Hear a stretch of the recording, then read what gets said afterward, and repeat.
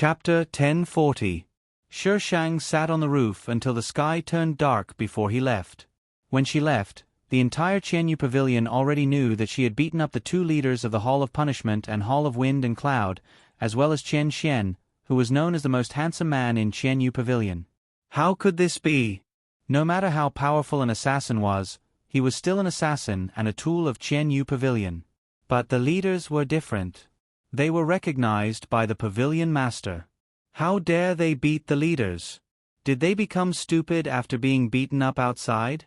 Shi Shang, who was beaten silly, slowly walked back to the courtyard. Along the way, he received a lot of stares from people. Some of them looked like they had seen a ghost. Although Lu Yu was powerful before, she was very low-key.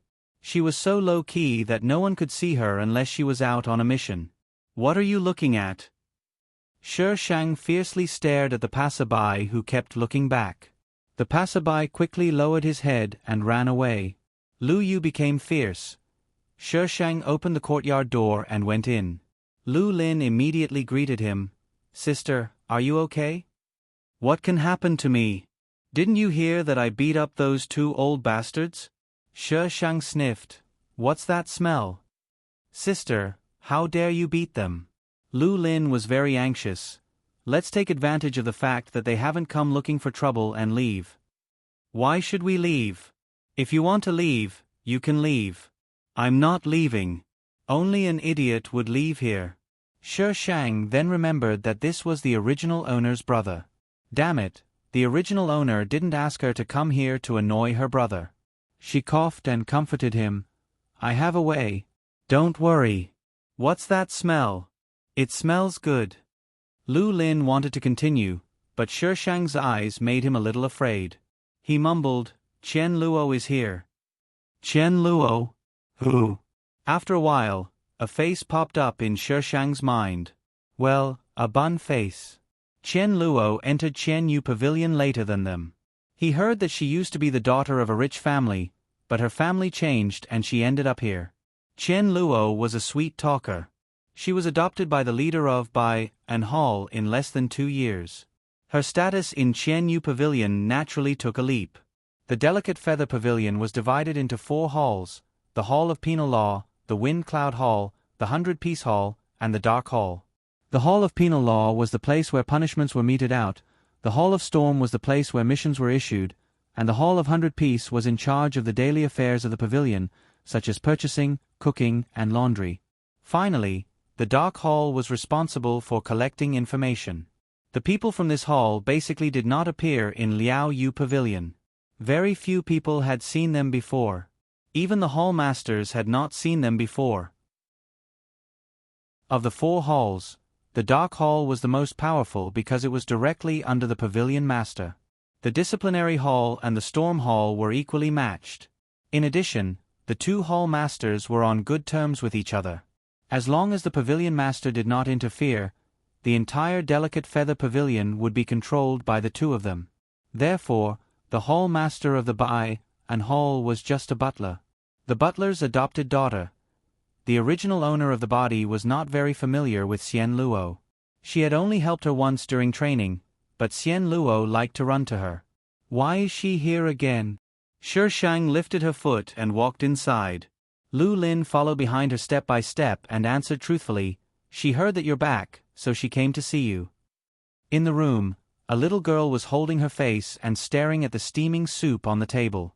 As soon as Shi Shang entered the room, Qian Luo stood up. She stood with her hands by her side and called out sweetly, "Lu Yu Jie." Shi Shang looked at her up and down. She looked pretty, but her eyes were especially beautiful. They were like crystal-clear amber soaked in clear water. "You still dare to come? Aren't you afraid of causing trouble for your foster father?" Shi Shang raised her eyebrows slightly. She had offended 2 important people now. Anyone with a bit of intelligence would keep a distance from her, so as not to be used as a punching bag by the 2 important people. Qian Luo stuck out her tongue and whispered, "I snuck in." She laughed twice. "Lu Yu Jie, don't worry. I won't cause trouble for you. This is the soup I made. Try it." Shi Shang looked at her suspiciously. "And you can go back." Huh? Xian Luo looked at the soup on the table and was a bit confused by Shi Shang's reaction. Lu Yu used to be cold, but she would at least symbolically take a sip. Why did she chase her away now? Was it because Lu Yu Jejie was worried that she would be targeted by the leaders of the Stormy Hall and the Hall of Penal Law? She knew that Lu Yu Jejie was concerned about her.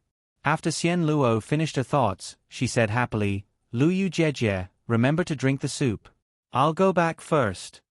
Shi Shang. What was she thinking? He just didn't want to drink her soup. Who knew if there were poisons in it like 7 steps intestine shattering powder, or red crown crane in it? Lu Lin walked Xian Luo out. When he came back, Shi Shang had already returned to his room. He looked at the untouched food on the table and felt a bit complicated. His sister had really changed. Lu Lin went to the kitchen and made Shi Shang a new bowl of noodles. This time, Shi Shang ate it obediently. Lu Lin sighed in relief. Luckily, his sister still trusted him. He didn't know why he had such thoughts. Zheng Rong, is the master really not here? The hall master of the Hall of Beheadings anxiously asked a young man, his face bruised and battered from the beatings. The young man nodded slightly and said calmly, The master is not here. Please come back another day. The leader of the Hall of Penal Law said angrily, But that Lu Yu is going crazy. Look at how badly she beat me up. And Hall leader Feng, he can't even get out of bed. I'm here to ask the master for help. Lu Yu? Zheng Rong paused. Is it the Lu Yu who's ranked first? That's her. In Qianyu Pavilion, her and Lu Lin's names were the most special. Zheng Rong frowned. What's wrong with her? The leader of the Hall of Penal Law immediately told Zheng Rong about Shi Shang's evil deeds. As long as Zheng Rong knew, the master would definitely know. Actually, everyone knew that as long as Zheng Rong was in the pavilion, the master would be there too. But if he didn't want to see anyone, they couldn't force their way in. She beat people up even though she failed her mission? Zheng Rong was probably frightened by her actions. After a while he said, I remember that Lu Yu is a very low-key person in the pavilion. The leader of the Hall of Penal Law nodded. That's right. I don't know what's wrong with her this time. It's like she's been possessed. Zheng Rong nodded thoughtfully. You can go back first. If the master has any orders, I'll send someone to pass it on to you. The leader of the Hall of Penal Law was a little unwilling. Under Zheng Rong's gaze, he could only bow. Then I'll have to trouble you. After the leader of the Hall of Penal Law left, Zheng Rong turned around and knocked on the door. Master, how should I deal with this? There was no response for a long time. Just when Zheng Rong thought that the person inside wouldn't respond, a voice sounded. Give her that mission. Zheng Rong's eyes widened. Master. Tomorrow, the list of people who flooded the book reviews will be announced. Chapter 1041. When the leaders of Storm Hall and Hall of Penal Law received Zheng Rong's message, they couldn't believe it. She had acted so recklessly, yet their master still allowed her to accept missions? There was no punishment at all? Zheng Rong, did our master really say that? Zheng Rong glanced at the leader of Hall of Penal Law. Hall leader, do you think I'm lying? That's not what I meant. The leader of Hall of Penal Law quickly denied it. Zheng Rong represented their master. Everyone knew this. I just find it strange.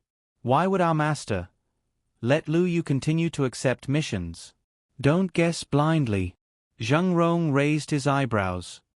Hall leader Feng. The two looked at Zheng Rong at the same time. Zheng Rong said calmly, It's best if you don't touch anyone that our master is interested in. Otherwise, you'll lose more than you gain. The two hall leaders were shocked. What did he mean? Their master had taken a liking to Lu Yu? It didn't matter if this was a compliment or a derogatory one. If they dared to have any thoughts about her, what awaited them was. Right now, they could only hope that their master had taken a liking to her. Understood. The leader of Storm Hall lowered his head, hiding the hatred in his eyes. The leader of Hall of Penal Law could only express his understanding. Zheng Rong nodded. Go give out missions. Yes. Shi Shang was called to Storm Hall. She thought that the leader of Storm Hall wanted to cause trouble and wanted her to beat him up again. Who knew that he was here to give out missions? The leader of Storm Hall threw a brocade pouch in front of Shi Shang and said through gritted teeth, "This is your mission." Shi Shang glanced at the brocade pouch and blinked. Who told you I wanted to accept missions? Humph, this is our master's order. You have to accept it even if you don't want to. The leader of Storm Hall secretly cursed.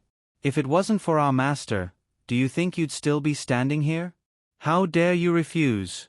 Master. Ai's master. I won't accept Emperor Ai's mission either. She only wanted to eat and drink here and wait for the male and female leads to come online and tear apart the couple. Why would she accept a mission? She wouldn't accept. Shi Shang, who even dared to reject the system's quest, turned and left without hesitation. The Storm Hall's hall master was so angry that he couldn't react for a while. When he finally reacted, he immediately went to complain to Zheng Rong.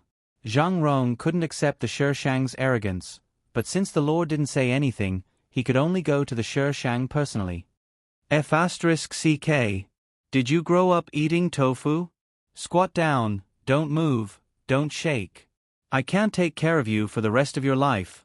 What's there to feel wronged about? Hold it in. Zheng Rong hadn't even entered the courtyard when he heard the scolding. He looked at the door. It was Lu Yu's sign. What was she shouting about? Zheng Rong knocked on the door. A crisp female voice immediately sounded, "There's no one here. Stop knocking." Zheng Rong. Was that a ghost? He tried to push the door open, but it wasn't closed. With a squeak, the scene in the courtyard spread out in front of him. A frail young man was only wearing a thin piece of clothing. He was squatting in the middle of the courtyard in a horse stance. His head was covered in sweat, and his childish face was completely red. A woman was lying under the eaves beside him. She was wearing a light green dress with a bamboo leaf pattern embroidered on the hem. She was wearing a gauze robe, which made her look like a misty rain. The woman's eyebrows were exquisite, like a green lotus blooming in the drizzle. She was pure and untainted. She was just sitting there, but she gave off a noble and unapproachable aura. The courtyard door was pushed open. The woman slightly tilted her head and looked over. She frowned slightly and scolded, "Who are you?" The moment she opened her mouth, all the noble and unapproachable aura disappeared. Zheng Rong. Zheng Rong. Shi Shang sat up from the chair. What are you doing? Your lord wants to kill me too? Zheng Rong's name was known by everyone in the delicate feather pavilion. You speak as if I'm not your lord. Zheng Rong endured it. I'm here to give you a mission. I said that I'm not accepting missions. Shi Shang waved her hand. If Zheng Rong continued to annoy her, she would snatch the pavilion master's throne. Zheng Rong's expression did not change. Lu Yu, as an assassin of the delicate feather pavilion, you can't refuse. I refuse. Shi Shang looked at Zheng Rong with a smile that was not a smile. He had never seen someone who dared to talk back to him in the delicate feather pavilion. Lu Yu, you have to think clearly. Haven't I made it clear enough? Zheng Rong's eyes darkened. You're on your own. Zheng Rong turned and left. He had to report to his lord that there was a crazy assassin here. Hidden mission. Kill him until he dies. The system's voice sounded on time when Zheng Rong left. Mission target. Qian. The mission content is literal. Host, please understand it yourself. Shi Shang. Are you bullying I because I'm not well educated? Damn it, who is Qian? I've never heard of him before. Where did he come from? Delicate feather pavilion master Shi Shang. Was it the idiot who ordered her to do the mission? Yes, it's that idiot. The system chimed in. Shi Shang narrowed his eyes. Who allowed you to say that? Didn't you say it yourself? There's cat biscuits. I'm not going to serve you anymore. The system immediately went offline and shut down. The delicate feather pavilion master. This was the ultimate villain. The male lead had been looking for the Thousand Threads ice silkworm. The Thousand Threads ice silkworm was in the hands of the delicate feather pavilion master. The male lead naturally had to fight for it. The two men started a war. The delicate feather pavilion master's identity could not be exposed. The male lead cleared his identity and became a righteous person. In the end, the war spread into a war between the righteous and evil factions. In the end, the delicate feather pavilion master was forced to jump off the cliff with the Thousand Threads ice silkworm. The delicate feather pavilion master's role ended there. Other than Zhang Rong, no one in the delicate feather pavilion, including the Hall of Penal Law and Storm Hall's hallmaster, had seen what the delicate feather pavilion master looked like. Every time they met, it was through the door. He was extremely mysterious. It was harder to see him than to reach the heavens. Harder than to reach the heavens. I've been waiting for you for a long time. I want to accept the mission. Shi Shang quickly chased after him, but Zhang Rong was already far away. Shi Shang chased after him for a long time before catching up with him. Zhang Rong looked at the woman who blocked his way. His expression did not change, but his eyes turned cold. Lu Yu, what do you want? Shi Shang stretched out his hand. Mission. Zhang Rong was suspicious. Ha! Why did she suddenly change her mind? Shi Shang repeated. Give me the mission. Zhang Rong hesitated for a while before handing over the bag. This mission cannot be failed. You must get the thing inside. Shi Shang raised his eyebrows. Is it very important to him? Zhang Rong warned her. Lu Yu, you're overstepping your boundaries. There will be a time when you beg me. Shi Shang muttered and put the bag back into his pocket. What did you say? Shi Shang raised his head and said word by word. I said, there will be a time when you beg I. Do you hear me? Zhang Rong. If it wasn't for the fact that his lord forced you to go, he would definitely beat you up until your parents couldn't recognize you. Asterisk Mini Science Theater. Love it till death. Even in death, one's heart will not change. It describes how one's love will not change until death. Source: The Book of Songs. Black Wind, by Zhou. Chapter 1042. Jinzhou City. Recently, Jinzhou City was very lively. People from all over the country gathered here. There was no other reason. The daughter of the Snowy Mountain Villa was going to have a martial arts competition to find a husband. The owner of the Snowy Mountain Villa only had one daughter. Whoever married her would be the son-in-law of the Snowy Mountain Villa. In the end, the entire Snowy Mountain Villa would be his. Therefore, there were countless talents who wanted to marry this daughter. Even the imperial court came to join in the fun. What if he was lucky enough to win? Unfortunately, the destination of Shi Shang's mission was the Snowy Mountain Villa. Shi Shang looked at the people coming and going in the villa. He poked the ground with his iron sword. Should she just rush in? Or should she just rush in? There were so many people. It was tiring to fight. Shi Shang decided to use the old method, climbing over the wall. This time, there were no accidents. She got in easily. There was a map of the Snowy Mountain Villa in the silk bag, but she didn't know where it was. Yes, she was looking for a sword. It was rumored to be the sword of the Snowy Mountain Villa, Qi Tong. The divine sword Qi Tong was the trademark of the Snowy Mountain Villa. This name was also perfect. It was such a big villa. How long would it take for her to find it alone? Therefore, Shi Shang went to ask the owner of the villa for directions. However, the villa lord of the Snowy Mountain Villa told her that Qi Tong had been taken away a few days ago.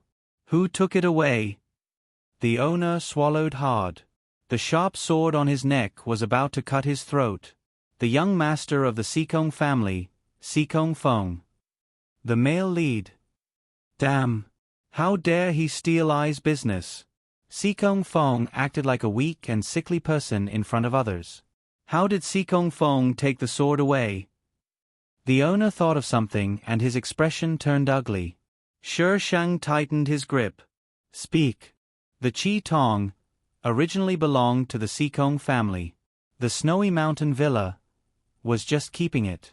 The manor lord said that the Seekong family had obtained the Qi Ming sword back then, but no one could control it, which made the family restless. At that time, the head of the Seekong family had placed the Qi Ming sword in the Snowy Manor. His descendants would come every 10 years to try and see if the Qi Ming sword could recognize them as its master. This year happened to be the 10th year. Seekong Feng came alone, but he was recognized by Qi Mingjian. According to the agreement of the ancestors, he had to give the sword to Seekong Feng. Shi Shang took back the iron sword and squatted in front of Zhuangzhu. "Don't you want such a powerful sword? You have to be alive first." The manor lord's face was ashen. "That sword is very evil." The Qi Ming sword had been in the Snowy Mountain Manor for many years. How could the people of the Snowy Mountain Manor not want it? Of course, he wanted to. He had been trying to think of a way for so many years, but it was to no avail. Qi Mingjian didn't recognize him, so he couldn't even take him. Very good. Looks like this sword was prepared for the male lead. So now she was going to have a cat fight with the male lead?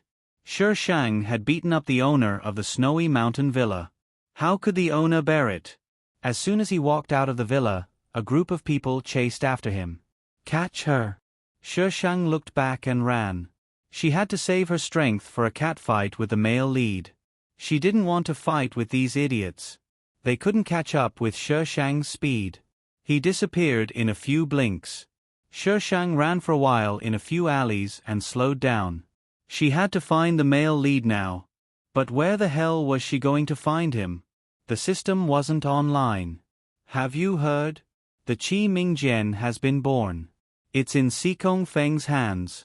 How can it not be? Seekong Feng is a sickly person, but he was recognized by Qi Mingjian.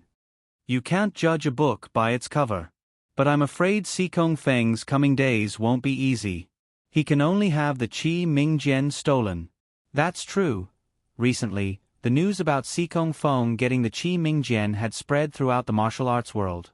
As the sword of the Snowy Mountain Villa, the Qi Mingjian definitely wouldn't be unknown.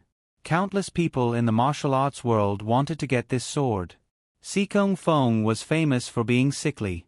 Who else could they steal it from but him? "Master, everyone in the martial arts world knows that she made things like this. It's even harder to get the Qi Tong now." Zheng Rong stood behind a man. There was a hint of dissatisfaction with Shi Shang in his voice. "She's very lively." The man's voice was clear like pearls falling on a plate. Zheng Rong's mouth twitched. "How was that lively?" "She was too lively. She offended everyone in the Snowy Mountain Villa the moment she went up. She got the news that you guys haven't gotten." The man's voice contained a hint of a smile. Zheng Rong lowered his head. "I tried my best." They only knew that Qi Mingjian was in the Snowy Mountain Villa, but they didn't find the exact location. They also didn't know that Qi Mingjian was no longer there. Shi Shang found Seekong Feng with everyone's help. Seekong Feng was fighting with someone. Shi Shang found a good place to watch the show. When the battle ended, she slowly went over. He had just gone through a battle and killed all the people who came to kill him. Hence, Shi Shang appeared to take advantage of the situation. Seekong Feng's body immediately tensed up. "Lu Yu." Seekong Feng was even more surprised when he saw her clearly. "You're not dead." Shi Shang spread his hands. "Sorry to disappoint you. I'm still alive and well." Seekong Feng looked like a pretty boy. Because he pretended to be sick all year round, his face was pale. Now that he was covered in blood, it was a strange contrast. He wiped the blood off his face and dyed his lips red. "You want to steal the Qi Mingjian too?" Shi Shang pursed his lips. "Do you want me to come and see an idiot like you?" The idiot Seekong Feng was speechless. Why did this Lu Yu seem like a different person? Whether it was the way she spoke or her expression, she was completely different from the person he had met before. Even her aura was different. Lu Yu was an assassin. She learned how to restrain her aura and not reveal a single bit. But this person, she was arrogant and confident. She didn't hide her evil aura at all. She stood there like a shining object, attracting attention. Who are you? She wasn't Lu Yu. Chunibyu Shi Shang immediately came online. Me? You want to know I's name? You're not qualified. Is my noble name something an idiot can casually know? You'll be scared to death if I say it out loud. How is your name noble? I've never heard of it before. Don't randomly add settings for yourself. Chunibyu is an illness that needs to be treated. Sikong Feng didn't expect Shi Shang to admit it so easily. He was stunned and stared at her warily. Since you're not Lu Yu, why did you use her appearance? What's your motive? This is Lu Yu's body. Shi Shang smiled maliciously. Have you heard of reincarnating in someone else's body? Asterisk, this is a fake group. Sikong Feng, I want to complain. What does she mean by admitting it so easily? Little fairy, let me tell you, she's not Lu Yu. Sikong Feng, this isn't how the normal plot works. Little fairy, she doesn't feel normal. Sikong Feng.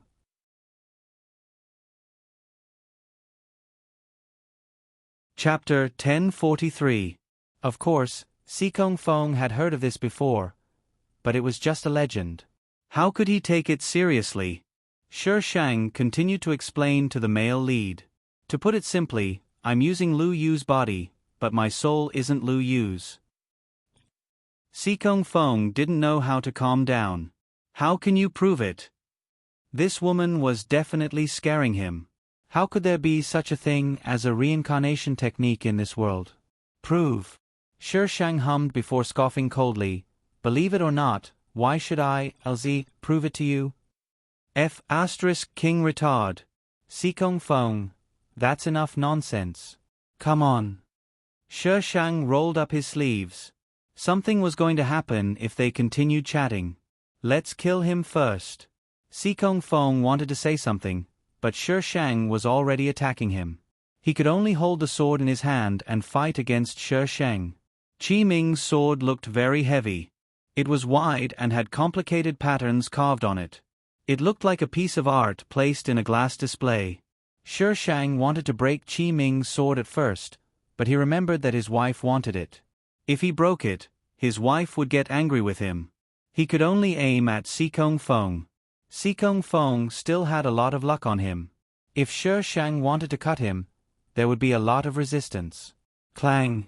The iron sword in Sikong Feng's hand was knocked away by Shi Shang and stabbed into the trunk of a nearby tree.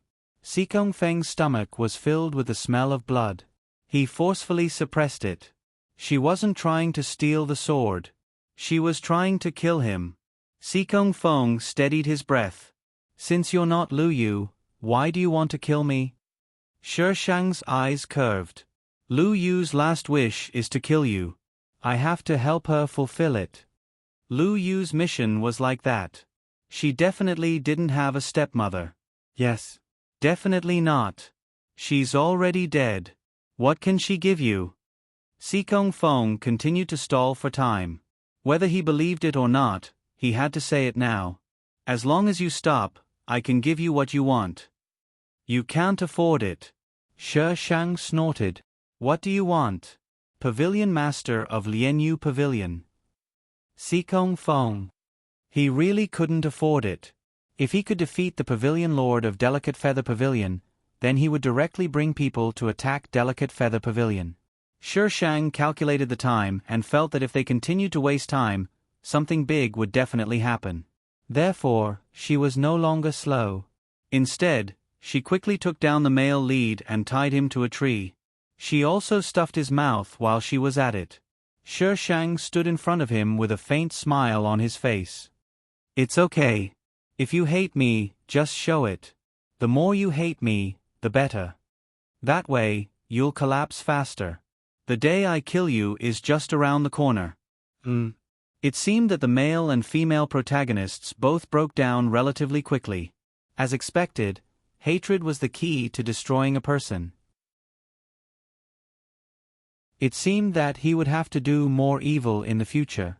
The host seemed to have automatically comprehended some strange skill. Scary. Shi Shang pulled Qi Mingjian down from the tree and tried swinging it. It was a little heavy and didn't feel comfortable. Xikong Feng's pupils contracted. She was actually able to pick up the Qi Ming sword without any hindrance. With the iron sword around, Qi Mingjian didn't dare to act rashly. Before Shi Shang left, he fiddled around the tree that Xikong Feng was tied to. Xikong Feng didn't know what he was doing, but when someone found him and wanted to put him down, he knew what he was doing. Xikong Feng was tied to the tree for 3 days and 3 nights. No one could get close to him. Therefore, he starved for 3 days and 3 nights. He didn't even have any saliva. When he was rescued, he was already on the verge of death. Shi Shang took the Qi Ming sword back to Delicate Feather Pavilion. There was red silk everywhere at the entrance. Big red lanterns were hung one after another. Calculating the time, Xianman and Xianxuan's wedding should be starting soon. It wasn't easy to have a wedding in Delicate Feather Pavilion. With the status of the Hall Master of Storm Hall, it wasn't impossible to hold a grand wedding. Miss Lu Yu is back. The servant at the entrance greeted him respectfully. Shi Shang stepped on the steps and entered the door. The servant wanted to say something but stopped. Shi Shang stopped and looked at him. What's wrong? The servant suddenly trembled, as if he was frightened. The others beside him all bowed their heads and remained silent.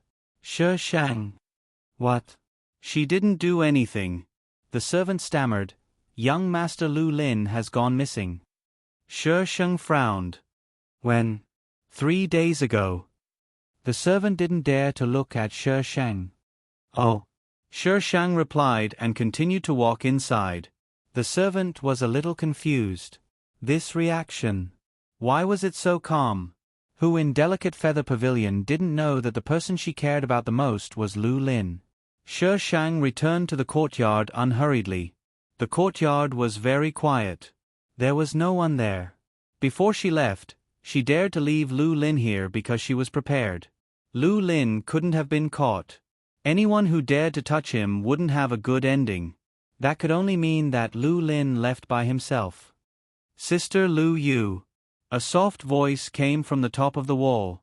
Shi Shang looked up slightly and met a pair of watery eyes. Xian Luo was lying on top of the wall. She looked around and after making sure that there was no one around, she flipped over the wall and said anxiously, Sister Lu Yu, Brother Lin was taken away by Master Zhengrong. Quickly go and save him. Zhengrong? I saw it with my own eyes. Xian Luo nodded vigorously.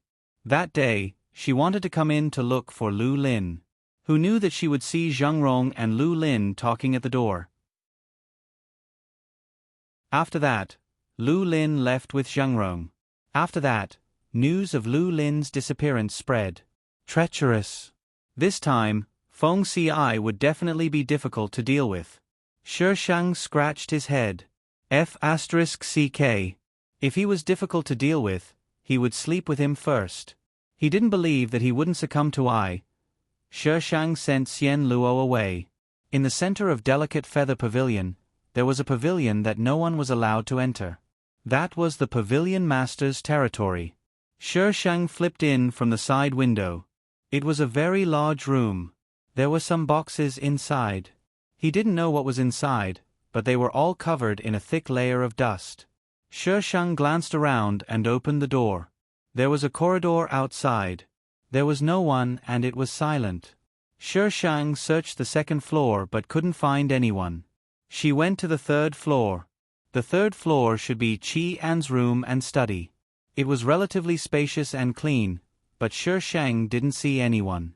That idiot wasn't in the pavilion? Gotcha. The bookshelf in the room suddenly moved. The figure inside gradually revealed itself. The man saw that there was someone in the room. He was slightly stunned. Then, he naturally came out and closed the door of the secret room. There was no breath on him. He was as quiet as air. His position couldn't be determined even if one closed their eyes. Qian walked a few steps in the direction of Shi Shang. His ink-like eyes seemed to be tinged with a smile. Lu Yu? His voice was clear like flowing water. Every syllable was just right. His face was expressionless, but one could feel that he was smiling. Not soft and cute at all. Return. And a scheming bitch. Return. What to do if you want to kill her? Return. Hold it in. Maybe after some training, he would become soft and cute? Calm down. Calm down. Shang sized him up. What's up? He asked. Did you get the thing back? Shang smiled and replied, Do you want it?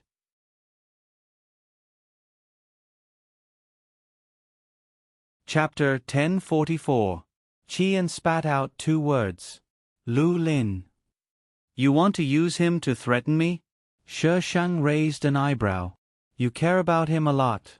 Qian stated the truth. Do you know what happens to those who threaten me? I don't know.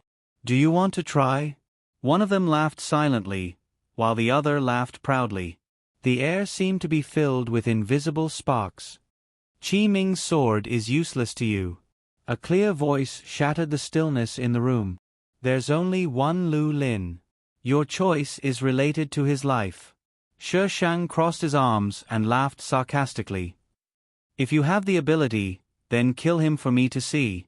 Fuck, if you can kill Lu Lin, even if you're a freak, I won't kill you. You really won't consider it. Qian suddenly felt a bit unfathomable. A wisp of doubt floated in his ink-black pupils, but it disappeared in a flash. If you have the ability, then kill him for me to see. Shang repeated word by word. He didn't hide the evil aura on his body. That kind of malicious aura instantly drowned Qi, and Qian's eyes flashed, and he raised his hand and waved it in the air. Shang's eyebrows bent, as if he was gloating. I forgot to tell you, when I came in, I cleaned up your people. Qian didn't think Shang was lying. The fact that he could appear here without a sound proved that he was more powerful than he understood. Qi Ming's sword for your brother, and I'll set you free. Qian increased the bargaining chip. You want this sword that much? Shang took out Qi Ming's sword and looked left and right. He raised his eyebrows and asked, Can you control it? This sword was full of hostility. It wouldn't take long for an ordinary person to be eroded by the hostility and become a slave to the sword. That's my business. You only need to make a choice. Qian's gaze swept over Qi Ming's sword. It was calm and condensed, without any fluctuations. Shang snorted. I'll also give the pavilion master 2 choices. Let me sleep for a night, or let me sleep for a night. Qian. What was the difference between those 2 choices? And this sleep, was it the sleep he understood? This woman was really bold. On second thought, she dared to hit his hall master, so it seemed that she had the guts to do so. Do you know what happened to the people who wanted to sleep with this pavilion master? The corner of Qian's mouth pulled into an arc, and his face was also dyed with a smile. I'm willing to die if I can sleep with the pavilion master just once. Shang spouted nonsense with a straight face.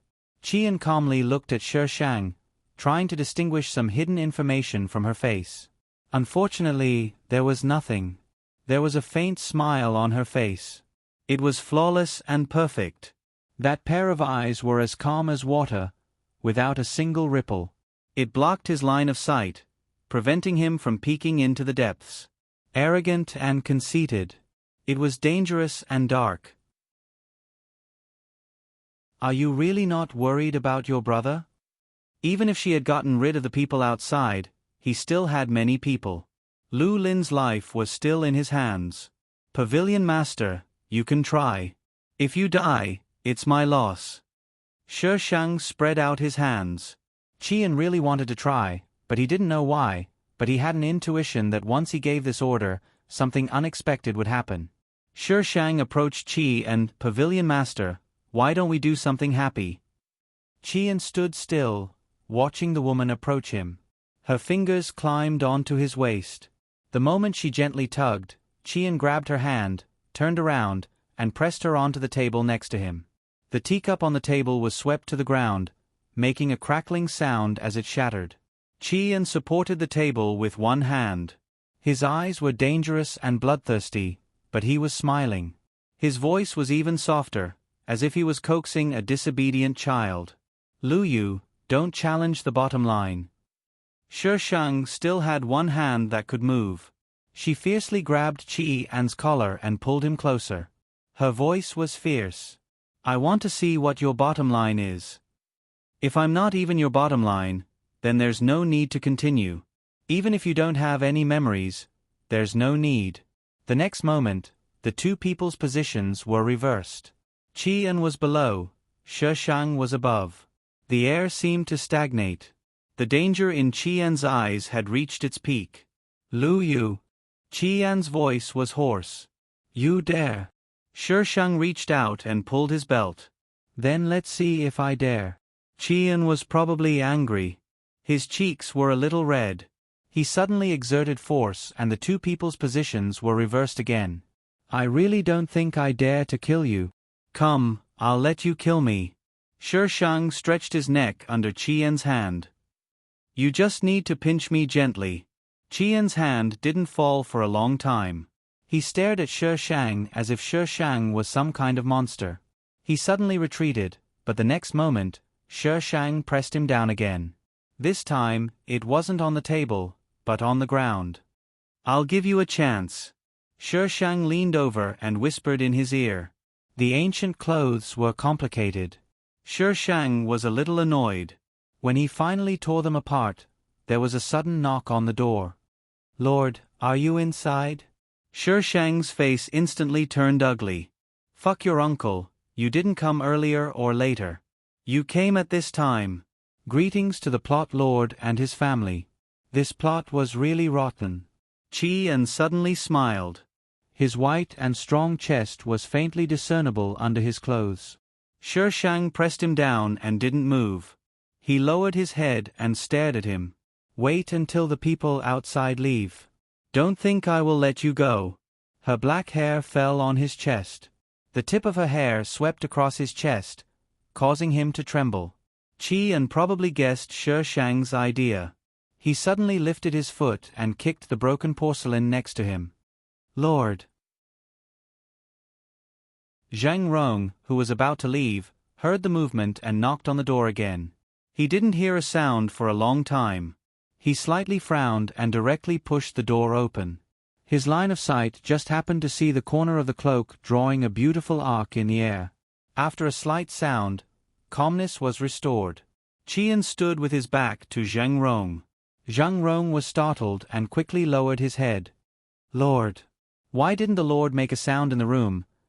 Zhang Rong's line of sight just happened to sweep the broken porcelain on the ground. The light in his eyes changed, but he didn't dare to ask more. Clean it up. Qi An covered his cloak and walked to the bookshelf. He opened the door and went in, blocking Zhang Rong outside. The door of the secret room closed. He pulled the cloak and looked down. The dangerous luster in his eyes was particularly terrifying in the dark environment. Qi An changed into a clean set of clothes and came out. Zhang Rong just finished packing. Lord, Lu Yu is back. Qi An clenched his teeth. Of course he knew Lu Yu was back. He was almost thinking of this. Qi An's heart burned. Where's Lu Lin? Zhang Rong said, the people of the Dark Hall are watching. There won't be a problem. Lord, don't worry. Don't worry? That woman wasn't worried at all. It would be strange if he didn't worry. Qi An touched his chest. There seemed to be a slight itch from when the hair swept past. Lord. Why was the Lord in a daze? This was rarer than the red rain in the sky.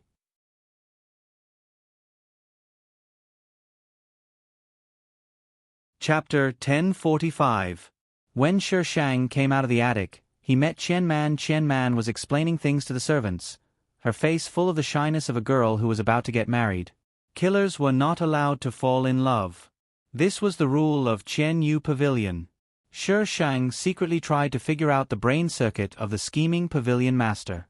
In recent years, Feng Yun Hall and Penal Law Hall had been a bit unruly, and they had done a lot of things to deceive their superiors. This was absolutely not allowed to happen as a superior. So this wedding, he was afraid it wouldn't go so smoothly. Shi Shang decided to give Qi An some trouble. Let's see how scheming you are. I don't like scheming boys. As soon as Shi Shang made the decision, trouble came from the other side. Qian Man probably saw her and came over with people. Qian Man still had a lingering fear from being beaten up before, but when she thought about how many people she had around her, she didn't believe she would dare to do anything. Lu Yu. Qian Man stood in front of Shi Shang, a gloomy light flashing in her eyes. I'm getting married in a few days. You must come. Shi Shang raised his eyebrows. What are you going to do? Steal the bride? Lu Yu, do you have any shame? Qian Man was so angry that she stomped her feet. Is brother Qian Xian someone you can covet? Who covets that idiot? How did this girl become an assassin? What happened to the calm and collected assassins? You've lost all the assassin's face. Can the plot use some brains when choosing people? You dare to scold brother Qian Xian. Qian Man pointed at Shi Shang. I did. What's wrong? Scolding her wouldn't hurt her. The people who scolded her could circle the universe hand in hand. What did she say? You have to be calm. Scolding people is useless. If you have the ability, just kill them. What kind of calmness is this? Host, you need to be calm. You. Why was this woman so arrogant? She didn't punish her at all for what happened last time. There was no punishment for failing the mission, not even for violating the rules. Xian Man wanted to teach Shi Shang a lesson, but her IQ had not completely gone offline. She knew that she was no match for Shi Shang. Her face flushed red, and she angrily said, Lu Yu, don't be so arrogant. Just you wait. Shi Shang said from behind, Who wants to wait for you? I don't like you. Xian Man stumbled forward and almost fell to the ground. She resisted the impulse and clenched her fists. After a while, she continued to walk forward. On the second day, something big happened in the delicate feather pavilion. Xian Man was dead. He died in the pond of the delicate feather pavilion. Early in the morning, it was seen by the assassins who came back from a mission. The originally quiet Qian Yu pavilion immediately became lively because of this matter. This was awkward. Yesterday, many people saw Shi Shang and Xian Man quarreling, and it wasn't just a day or two ago that they didn't see eye to eye. Therefore, the culprit, unfortunately, Shi Shang fell into her trap again. Shi Shang was very innocent. She did plan to kill Xian Man and make trouble for Qi An, that idiot, but she didn't do it last night. The leader of the Fengyun Hall brought people to block Shi Shang in the courtyard. Lu Yu, get the hell out here. Don't think you'll be fine if you hide inside. Come out, Lu Yu, get the hell out here. Don't be a coward, Lu Yu. Lu Yu, you bitch. You dare to do it, but you don't dare to admit it. Get the hell out here. I want you to pay for Xianmon's life. Xian Xian's voice was hoarse from shouting, but she still couldn't get Shi Shang to come out. Knock the door open for me. Xian Xian pulled the person next to her and pushed him towards the courtyard door. Several people looked at each other and walked towards the courtyard door. Shi Shang sat in the courtyard, rocking his chair. Listening to the shouting outside, it was like playing a lullaby. He didn't react at all. There was a wailing sound outside the door. Shi Shang lifted his eyes and saw a white cloak with ink patterns. Shi Shang looked up and wasn't surprised to see Qi An's flawlessly handsome face. Pavilion Master. Shi Shang pulled the corner of his mouth and smiled. What are you doing here? At this time, he couldn't be here to denounce him, right? If he dared, she would kill him immediately. Give me the Qi Mingjian. Qi An didn't give Shi Shang a chance to kill him. He came for the Qi Mingjian. As the Pavilion Master of Qian Yu Pavilion, he actually had to come personally to ask an assassin for something. The most infuriating thing was that he clearly had something in his hands. Shi Shang blinked. No, not unless you sleep with me. This baby is a person with principles. Aren't you afraid that I'll push you out as a scapegoat? Qi An narrowed his eyes. Shi Shang arrogantly raised his chin. No, you don't dare. Qi An. What did he not dare to do? Qi An's heart flashed with a trace of strangeness. He didn't seem to have thought of making her a scapegoat. He had considered several people, but only she. never flashed through his mind. Qian withdrew his thoughts. I have use for the Qi Mingjian. Give it to me. I can exchange it with what you want. I want you. Shishang tugged at Qian's cloak and looked up at him. I only want you, nothing else. His face was reflected in her eyes. It was so clear and so serious. Qian panicked in his heart and immediately looked away. Did this woman have any sense of shame? How could he say something like that in public? Even if there were only 2 words at this time, it was still shameless. Shishang slowly continued. In any case, if you sleep with it, the Qi Mingjian is yours. If you don't sleep with it, you can forget about it for the rest of your life. Qian. What if he wanted to press her into a crack? Was she thinking about these things all day long? Qian took a step back and pulled his cloak back. His eyes turned and landed on the courtyard door. Before the thoughts in his mind could rise, her voice sounded again. Pavilion Master, you better not play tricks in front of me. I can forgive you the first time, but the second time, I promise you it will be unforgettable. The first time, he could reluctantly forgive him because he didn't directly confront him. But if there was a second time, then there was nothing to say. Die first. Qian suppressed those strange thoughts. Except that. I can promise you anything I can do. If he snatched it, his chances of winning weren't high. This woman's strength was a bit unfathomable. Don't ask him why he knew. He knew it from the last time he was pressed down. Pay. He wasn't pressed down. Sleep with me, Shishang said without hesitation. Qian. What was the difference between this and that condition? Someone come. Throw her into a crack in the ground for this seat. Qian's figure flashed and disappeared in front of Shishang. Shishang rubbed his chin. He didn't mention a word about Xian Man just now. It seemed like he knew who the murderer was. Maybe he was the one who found the murderer. Is it really good for you to think of your Feng Ci like that? This system doesn't really understand young people these days. Shishang lay back down and said matter-of-factly, What's wrong with me? He's not a good person. Speechless.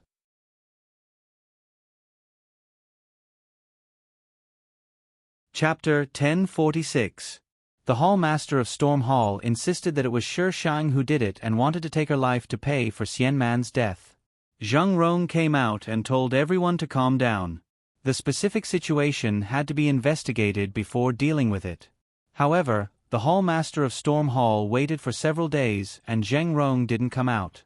It was as if he had forgotten about this matter. The Hall Master couldn't help but look for Zheng Rong. Zheng Rong gave him a random person and said that it was the real culprit. When the Hall Master saw that person, his face turned pale. Hall Master Feng, don't think about it. This is a warning. Zheng Rong stood on the steps and said calmly, This is the Master's Qianyu Pavilion. The Hall Master of Storm Hall knelt below with cold sweat on his forehead. He couldn't tell if he was afraid or angry. After Zheng Rong left and the surroundings returned to silence, the Hall Master of Storm Hall stood up. He glanced at the pavilion in front of him and turned to leave. Outside, Xian Xian was waiting anxiously. When the Hall Master of Storm Hall came out, she went up to him. Father? What did the Master say? This matter ends here. The Hall Master of Storm Hall said with a calm face. What? Father, what are you talking about? Did Man die in such a dubious way? The Hall Master of Storm Hall glared at Xian Xian. What do you know? Enough, let's go back and talk. Father, Xian Xian was shocked by the Hall Master's expression and didn't dare to speak again. However, he was unwilling to accept it. Why didn't the Master punish that bitch Lu Yu? It was clearly that bitch who did it. Why did the Master let her go? He must avenge Man. The bride was dead so the wedding couldn't go on. However, the atmosphere in Qianyu Pavilion was indescribably stifling. There was a sense of tension as if a storm was coming. Shishang wasn't worried about Lu Lin either.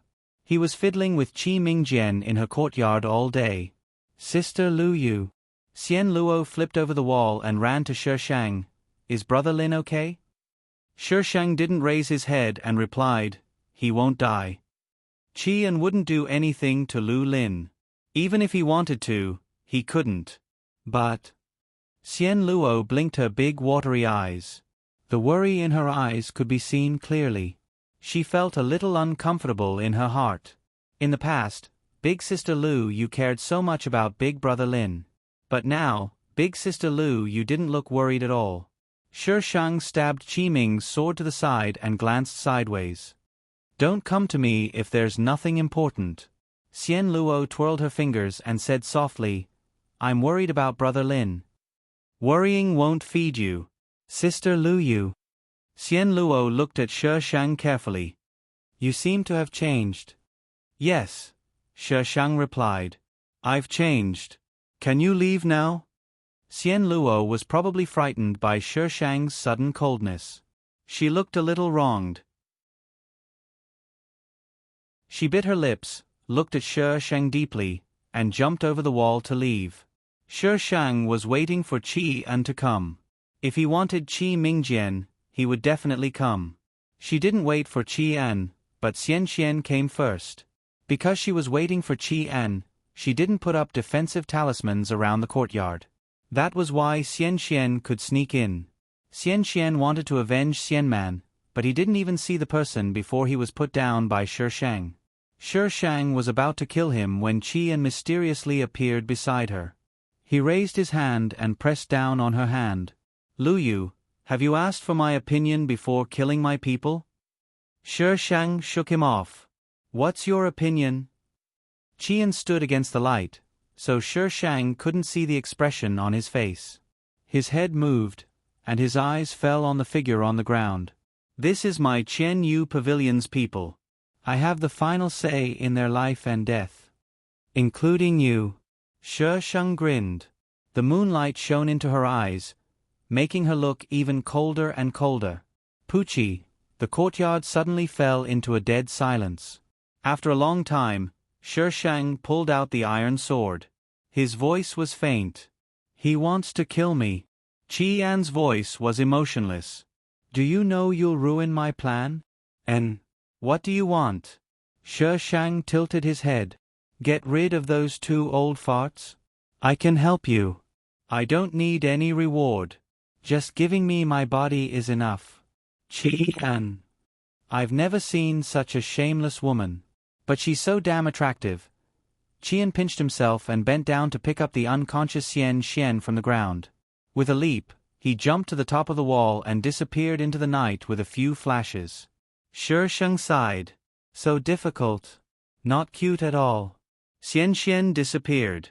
The leader of Fengyun Hall couldn't sit still. His first suspicion was still Shi Shang. After all, his son had been clamoring to avenge Xian Man. The leader of Fengyun Hall looked for Shi Shang again. "Lu Yu, what did you do to my son? Hand him over." The leader of Fengyun Hall looked tired. He hadn't slept well recently. "Your son is missing. What does it have to do with me?" Shi Shang stood at the door with an arrogant expression. "It's obviously. Lu Yu, the Lord is calling for you." Zhang Rong appeared in time and warned her. He turned to look at the leader of Fengyun Hall. "Leader Feng, do you still have the self-awareness of a leader?" "She." "Leader Feng." The leader of Fengyun Hall glared at Shi Shang. "Lu Yu, don't let me find out. Otherwise, even the pavilion master can't protect you." "I'm scared of you." Shi Shang curled his lips. The leader of Fengyun Hall left unwillingly. Zhang Rong retracted his gaze. "The Lord has a task for you. Let him come to me himself." Shi Shang retreated into the courtyard. "Right, quickly return Lu Lin to me. Otherwise, I'm not sure if Qi Mingjian will be fine." Bang! Zhang Rong, why did they become the ones being threatened? That afternoon, Lu Lin was sent back. His hands and feet were intact, but he was a little dispirited. "Sister." Lu Lin pounced on Shi Shang out of habit. Shi Shang wouldn't let him pounce on him this time. He dodged and Lu Lin pounced on empty air. He steadied himself and turned his head to look at Shi Shang in confusion. Sister.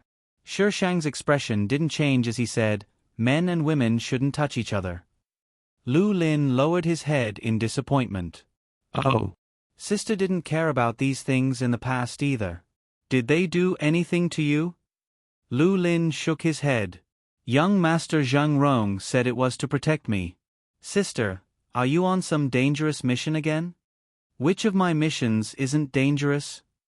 Lu Lin thought about it and felt that what she said made sense. He lowered his head and asked dejectedly, Sister, have I caused you a lot of trouble? Yes. Wasn't it just trouble? He was a burden. When he heard Shishang's answer, Lu Lin's face turned green. He gritted his teeth. Sister, don't worry. I will practice well and won't be a burden to you. Lu Yu had protected Lu Lin too well in the past. She couldn't bear to see him suffer. However, she forgot that she couldn't protect Lu Lin forever. Lu Lin's strength was the best protection for him. #today's Plum Blossom ticket #, monthly ticket #, vote ticket #, reward #.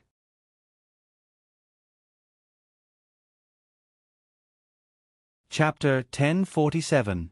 When Qian came, Shishang was boiling medicine for Lu Lin. His body was too weak, so he had to improve his physique first. The power of the pill was too strong, and Lu Lin would explode in a minute. So he could only use herbs, which were not so strong.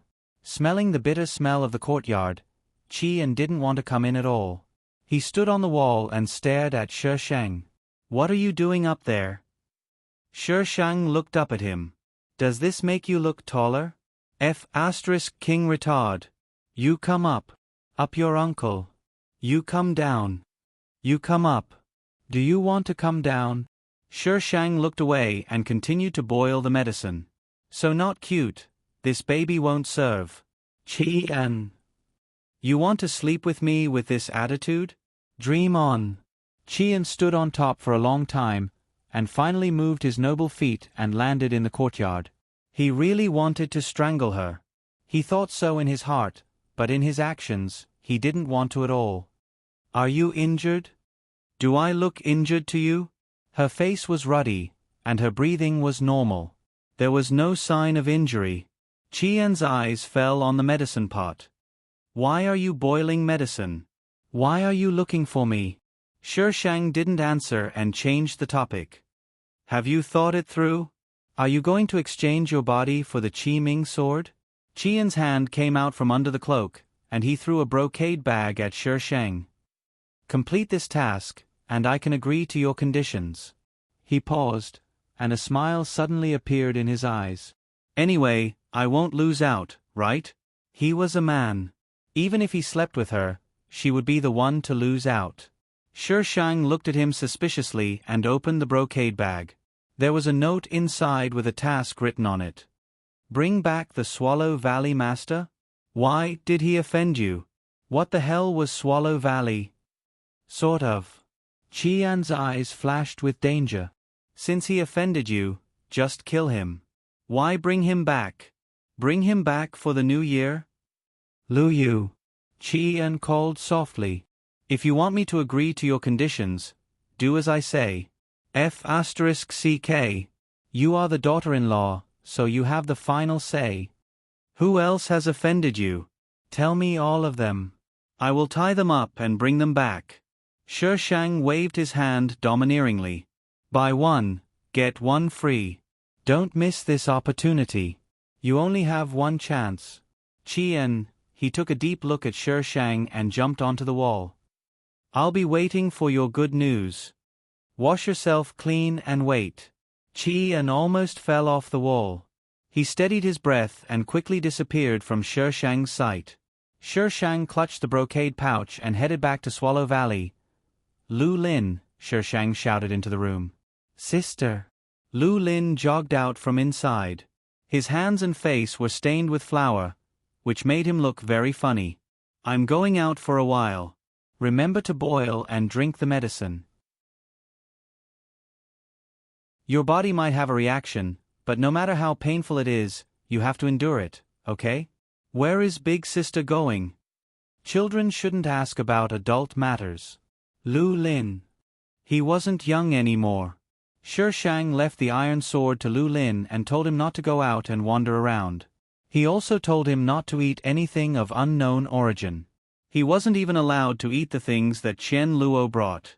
After ensuring that nothing went wrong, Shi Shang left Qian Yu Pavilion. As soon as she left Qian Yu Pavilion, some people started to have ideas. However, almost everyone returned empty-handed.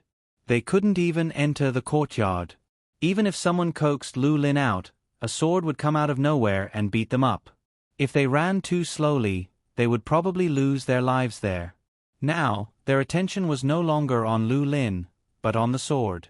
Zhang Rong reported to Qi and Qi Mingjian was taken away by her. Master, this subordinate thinks that the sword is not worse than Qi Mingjian, and it could attack autonomously. Qian laughed silently. She dares to stay, so she's sure that no one can get it. Shi Shang didn't bring the iron sword, so she could only walk. Last time, she beat up Si Kong Feng and even told him that she was reincarnated in someone else's body. Si Kong Feng let the news out, so the rumor in the martial arts world was that Lu Yu was bewitched and a witch. The name Lu Yu was the benchmark of the assassin world. Suddenly, she was called a witch, so the assassin world was boiling. Witch Shang. There were always idiots spreading rumors about this baby behind her back. What was more frightening was that Si Kong Feng dared to put up a bounty for her. Assassins used to be nocturnal. Other than members of an organization, very few people had seen her real face. But now, her portrait was everywhere. She could be recognized wherever she went. The scene was comparable to a celebrity meeting. Shi Shang, who had been hunted down several times, was furious. He also put up a bounty with his real name. The bounty was much higher than Si Kong Feng's. Was it easier to kill a powerful assassin or a sick person? There was almost no choice between the two. Shi Shang even spread the news that the real Si Kong Feng had died a long time ago. The current Si Kong Feng was actually a big devil who had been coveting the Central Plains for a long time. What did the people of the Central Plains hate the most? The devil sect that was a staple in martial arts novels. Shi Shang, who had once been the leader of the devil sect, felt so good that he wanted to go to heaven. According to the plot, the male protagonist would give up attacking the martial arts world under the influence of the female protagonist and live in seclusion with the female protagonist. The more tragic ending would be that the female protagonist died. The male protagonist would suddenly wake up and take the female protagonist's ashes with him, never to step into the Central Plains again. But now, Shi Shang revealed the male protagonist's identity before the plot was fully developed. The plot skipped the process and went to the end. The martial arts world was really lively now. Shi Shang was in a good mood when he saw Si Kong Feng being hunted down. It seemed that I didn't know how to fan the flames. I started to fan the flames. Even I was afraid of myself. Shi Shang made the martial arts world a mess. When these people didn't have time to find trouble with her, she went to Yan Hui Valley alone to collect people's heads. No, kidnap people. But when she arrived at Yan Hui Valley, the whole valley was shrouded in the smell of blood. Everyone in Yan Hui Valley was dead. It seemed that they had died not long ago. Some of the bodies were still warm. Shi Shang looked for the valley master who fit the description in the valley. Finally, he found the valley master in a square of Yan Hui Valley. The valley master was hung on a wooden stake. He looked so miserable. He must have been tortured before he died. King cruel. How much hatred did he have? Shi Shang stared at the body and shook his head. She killed people as fast as she could. What was the use of torture? Anyway, he would die in the end. No, which idiot destroyed the Swallow Valley in front of her? How could she bring him back now? How could she sleep with her daughter-in-law? If she brought a corpse back, would she admit it? So angry. Just as Shi Shang was about to explode, a group of people came from outside the valley. They were chasing after Si Kong Feng. Did he go in? He should have. There's nowhere to hide. Yan Hui Valley is in front. Should we break in? Yan Hui Valley was very famous in the martial arts world, especially the Valley Master.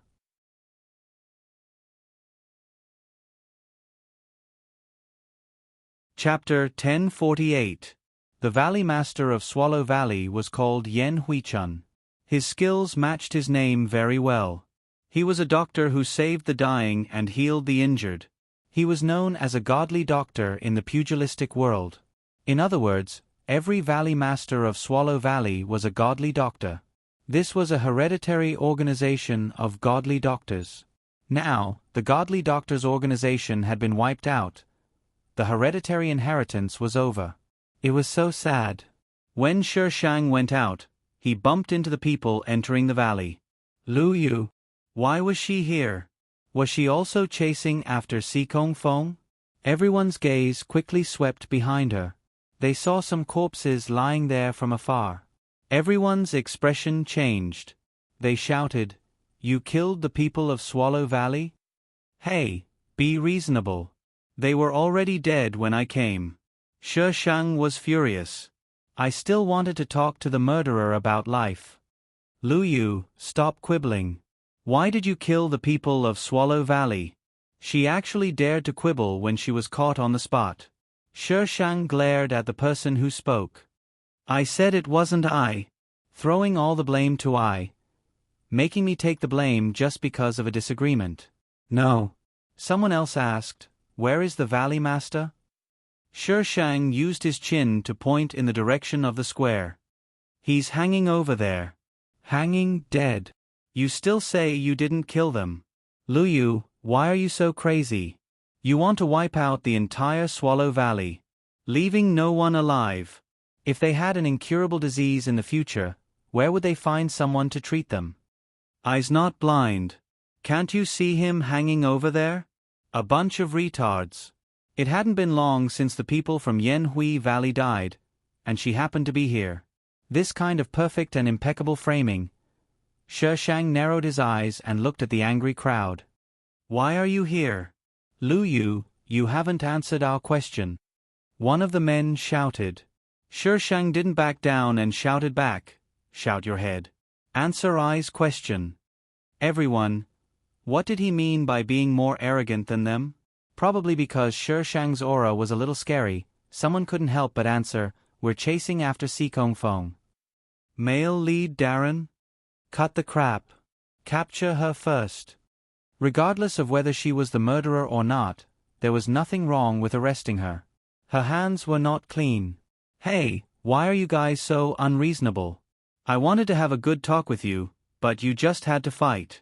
I'm taking action, but you guys just have to use your mouth. This is simply cat biscuits. Shi Shang unsheathed his Qi-Ming sword and swung it. The first person to pounce on him was sent flying by the sword Qi and fell into the field. Qi-Ming Jian. That's Qi-Ming Jian. Qi Tong Jian? Wasn't it at the snowy mountain villa? Why are you here? Is this really Qi-Ming Jian? I've never seen him before, but he does look similar to the rumors. The people of Jianghu would fight over things like peerless weapons, martial arts, sword techniques, and treasures. The Qi-Ming sword was considered a peerless weapon, but to be able to recognize it at a glance, Shi Shang looked at the person who shouted first. He looked very ordinary and could be easily found in a crowd. Being stared at by Shi Shang, he might have felt guilty, but he raised his arm and shouted, "Snatch it!" His shout made the people who were still doubting whether it was real or fake immediately come back to their senses. Seeing that the people around them were starting to rush towards Shi Shang, they followed the crowd to snatch the sword. Regardless of whether it was real or not, they had to snatch it first. The situation was out of control. Everyone surrounded Shi Shang. She was not used to using the Qi-Ming sword. It was too heavy, and it did not look cool when she swung it. It looked like a juggler. She really did not understand what the person who made this sword was thinking. Seeing that Shi Shang had dealt with this group, another group of people came from the entrance. Seeing that Shi Shang was on a killing spree, they did not care about anything else and directly attacked Shi Shang. The entire valley was filled with the deafening sounds of fighting. 3 or 4 groups of people came one after another. Shi Shang was like a big boss waiting for these players to push him. In the end, they were pushed back by the boss. If she said that there was no conspiracy, she would write her name backwards. The male lead Darren with an IQ online was really scary. Asterisk flips table asterisk this baby only wants an NPC with an IQ that is not online. What the hell is an AI for? Strength does not allow for schemes. I do not want to play anymore. I will go back and find my wife to calm down. Shi Shang dragged Qi Ming's sword away. The entire valley was dead silent. After some time, a figure appeared in front of the mountain of corpses. He looked at the corpses on the ground with a gloomy face. Almost all of them were killed in one move. How unfathomable was her strength. The news that Lu Yu massacred the Yanhui Valley and killed many people in the Jianghu immediately hit the headlines and became the topic of conversation for the people in the Jianghu. After this incident, Si Kong Feng, who was being chased until he could not breathe, had a partner who could share his joys and sorrows.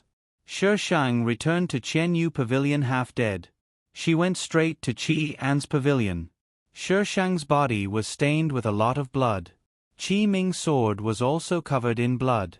When the people guarding the pavilion saw her like this, they thought that something big had happened and quickly stopped her. Shi Shang easily put the people down and jumped through the window to the 3rd floor. Before she entered the room, the door opened. Qian came out of the room and the two stared at each other in the corridor. Qian's gaze swept over her body and he frowned. For some reason, his heart hurt a little. He couldn't help but ask, "How did you get like this?" Shi Shang looked down at his body and curled his lips in disgust. There was an idiot who schemed against I. I was scared to death. Qian. I didn't see where you were scared. Instead, there was a bit of a gloomy feeling. Who? Male. Si Kong Feng. Those who dared to scheme against her, other than the male and female lead who had the support of the plot, there was only the mentally retarded Mu Bai who was addicted to suicide. You. Qian wanted to ask if she was injured, but he swallowed it back down. Instead, he said, "Where is he? Don't you care about me?" Qian was silent. Shi Shang. Silence without a word. Very good, this was very Feng Ci. Dead. He died when I went there. Qian really wanted to ask, "Were you really not the one who killed him?" But looking at the sword in her hand and his innocence, he silently swallowed the question. Who is the murderer? Shi Shang decisively slandered the male lead. Si Kong Feng. Si Kong Feng. The young master of the Si Kong family. He heard that he coveted the 1,000 threads ice silkworm in his hands. Recently, there were rumors that this Si Kong Feng was fake. Qian's eyes turned slightly and his voice was soft. Lu Yu, the previous conditions are invalid. Why? He died first. It's not like I can't bring him back. If you want a corpse, I can bring it back for you. Qian. Who wants a corpse? Shi Shang continued to brag. You can't find someone as capable as me, even if you look for a lantern. Pavilion Master, do you really not want me?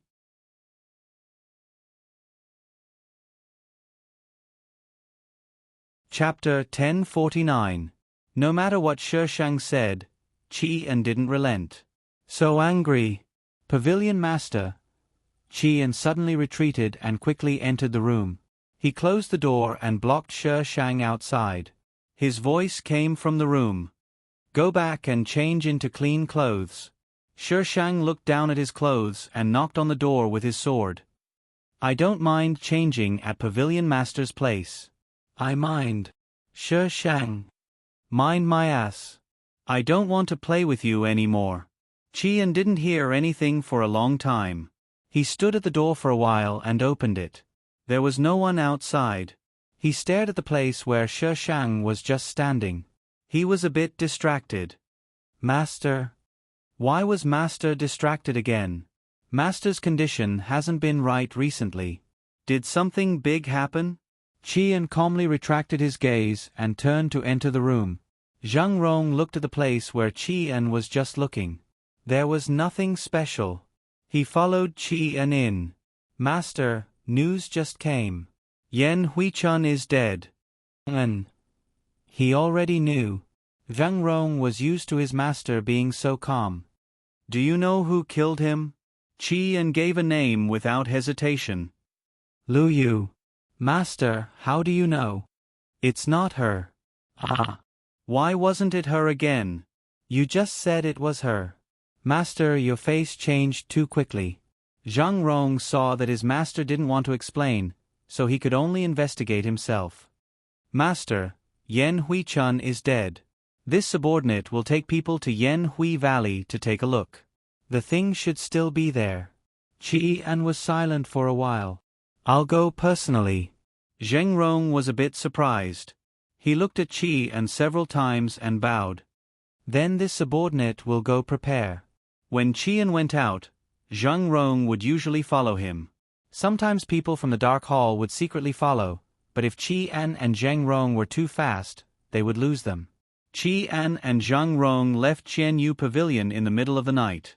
They thought that no one would notice, but when they met Shi Shang with his sword, their expressions were a bit strange.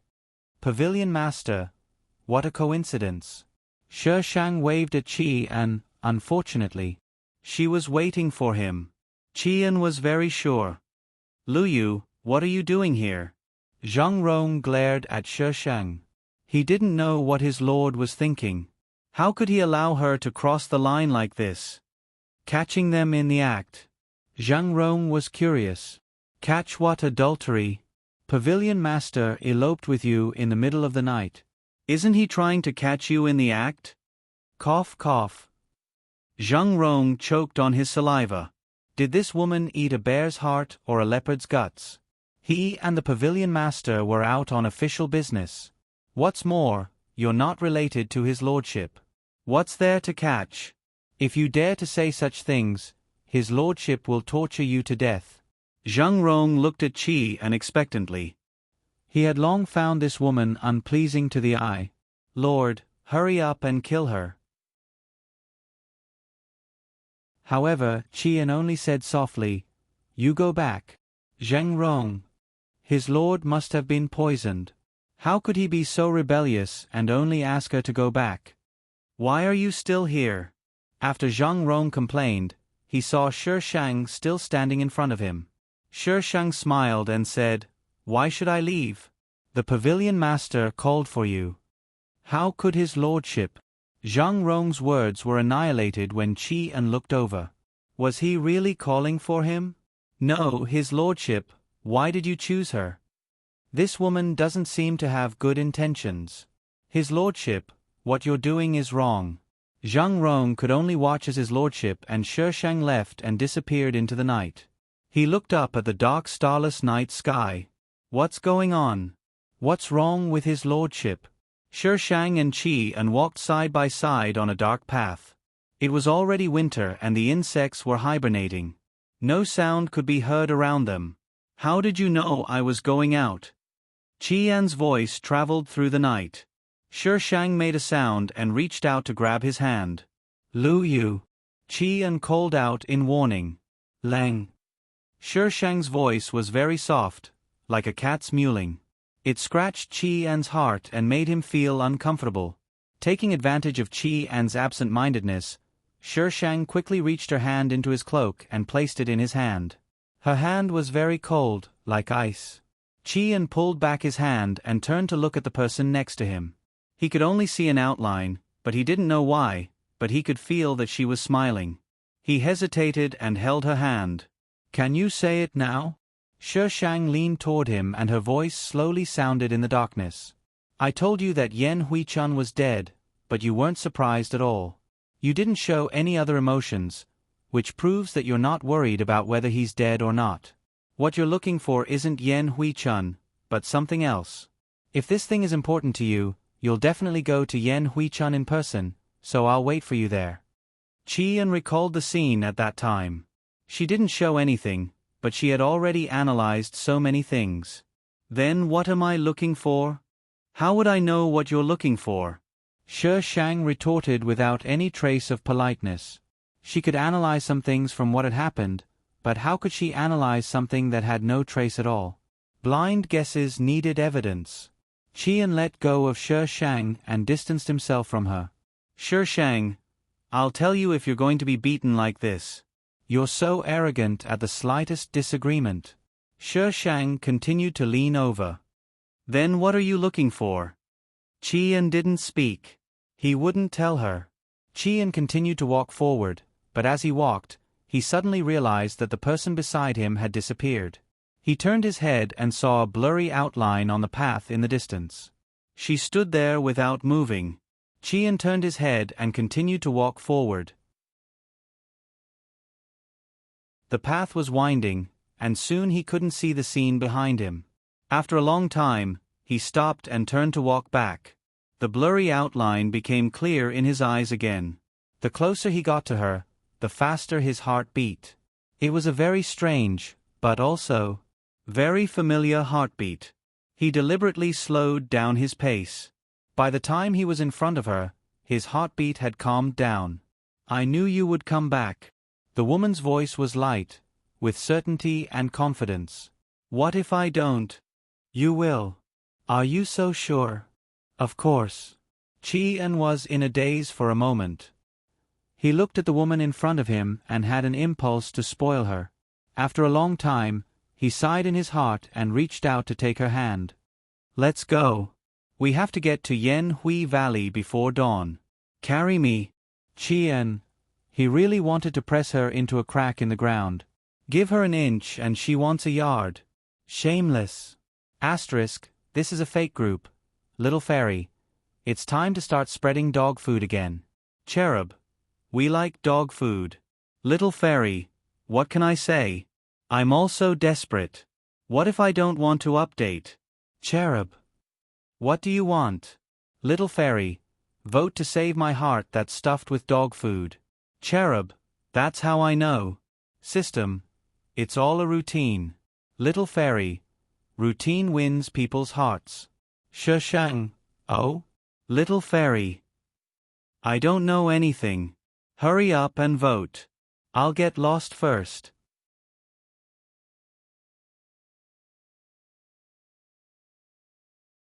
Chapter 1050. Because Shi Shang's request was too excessive, Qian didn't hesitate to leave her behind. At least there was some progress. Shi Shang didn't make any trouble and followed him. Shi Shang, who didn't have an iron sword as a means of transportation, struggled to follow behind Qian. When they arrived at Yengui Valley, it was already some time after dawn. Shi Shang leaned on Qian's sword and panted behind him.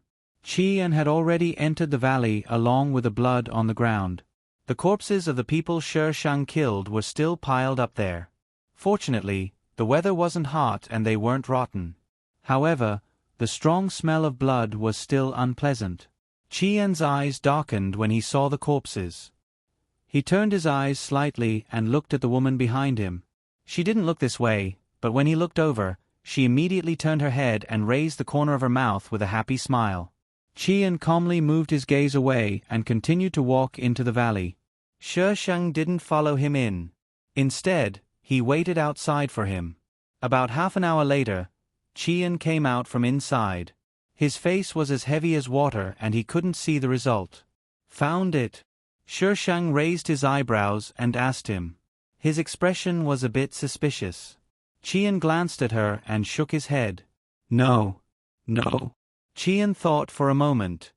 It should have been taken away by someone. What are you looking for? Why did he have to come all the way here? A kind of herb, Qian said. Shi Shang frowned. Feng Xiai was always sick. If he wasn't mentally ill, then he was physically ill.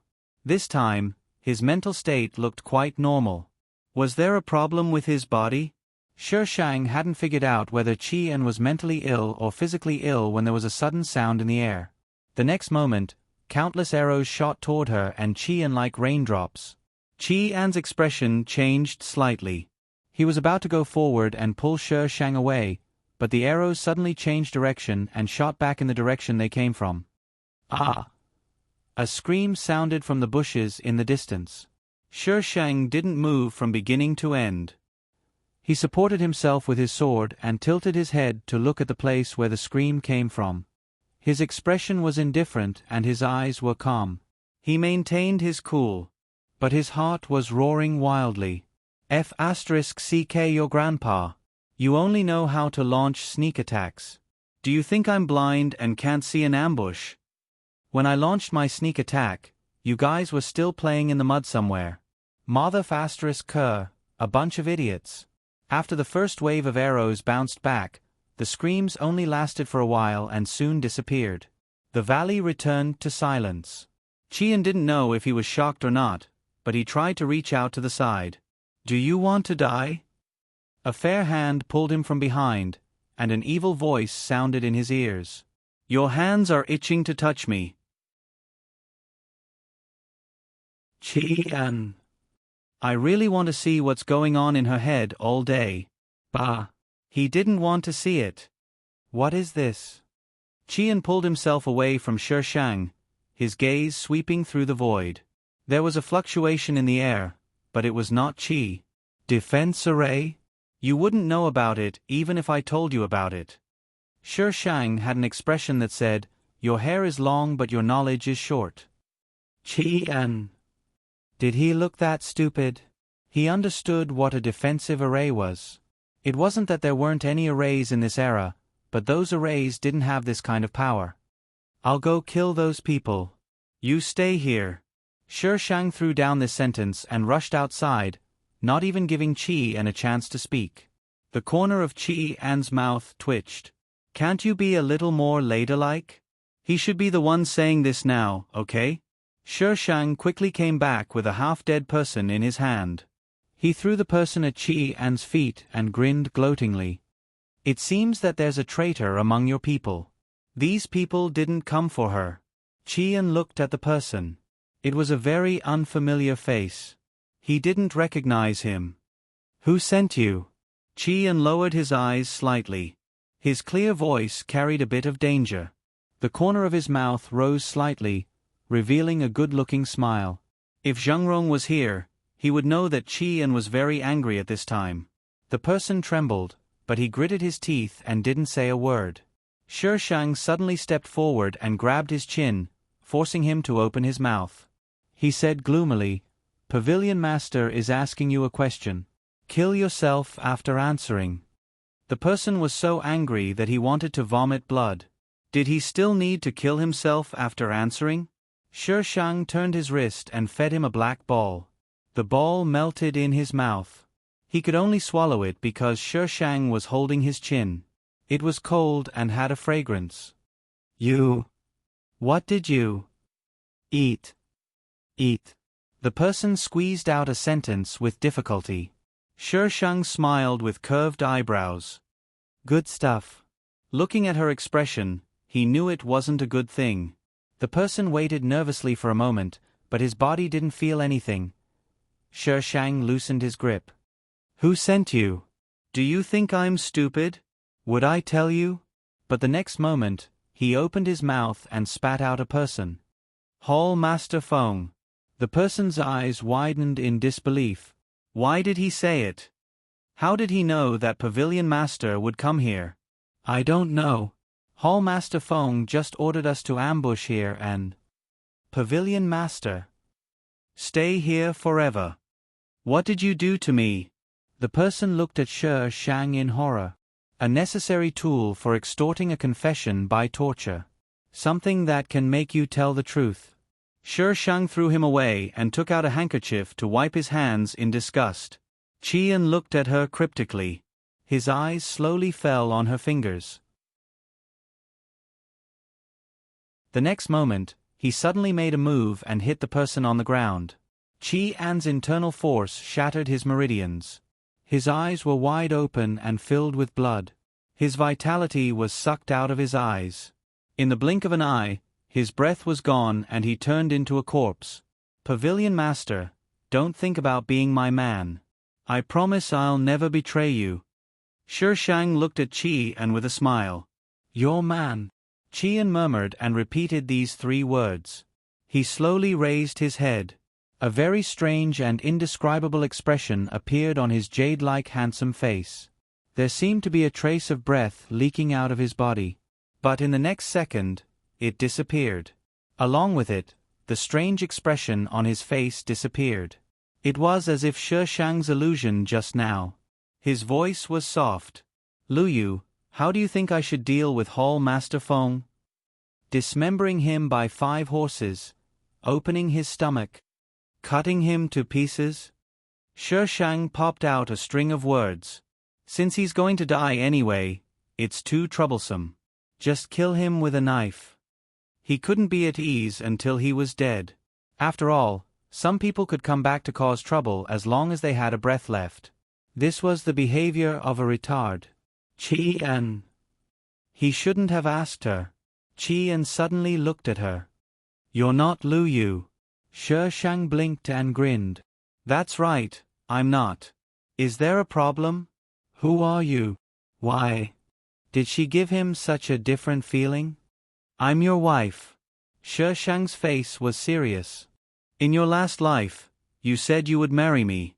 In the end, you died before you could marry me.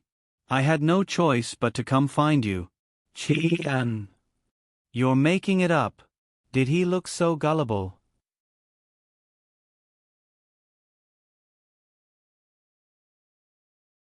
Chapter 1051.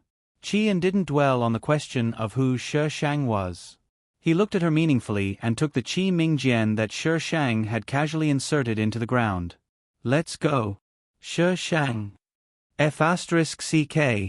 Eyes soared. Shi Shang wanted to snatch the Qi Ming Jian back, but Qian was already prepared.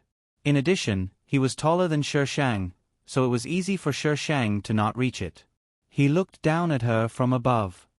Lu Yu, there's no benefit for you to hold on to this sword. You make it sound like it's beneficial to you. Give it back to me. I haven't slept with you yet, so I'm not giving it to you. Qian understood the meaning on her face and his mouth twitched.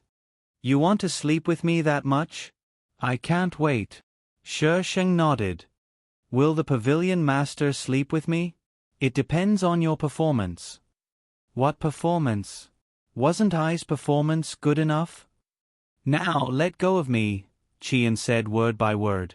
Shi Shang hung onto Qian. I'm not letting go. Give the Qi Ming Jian back to me.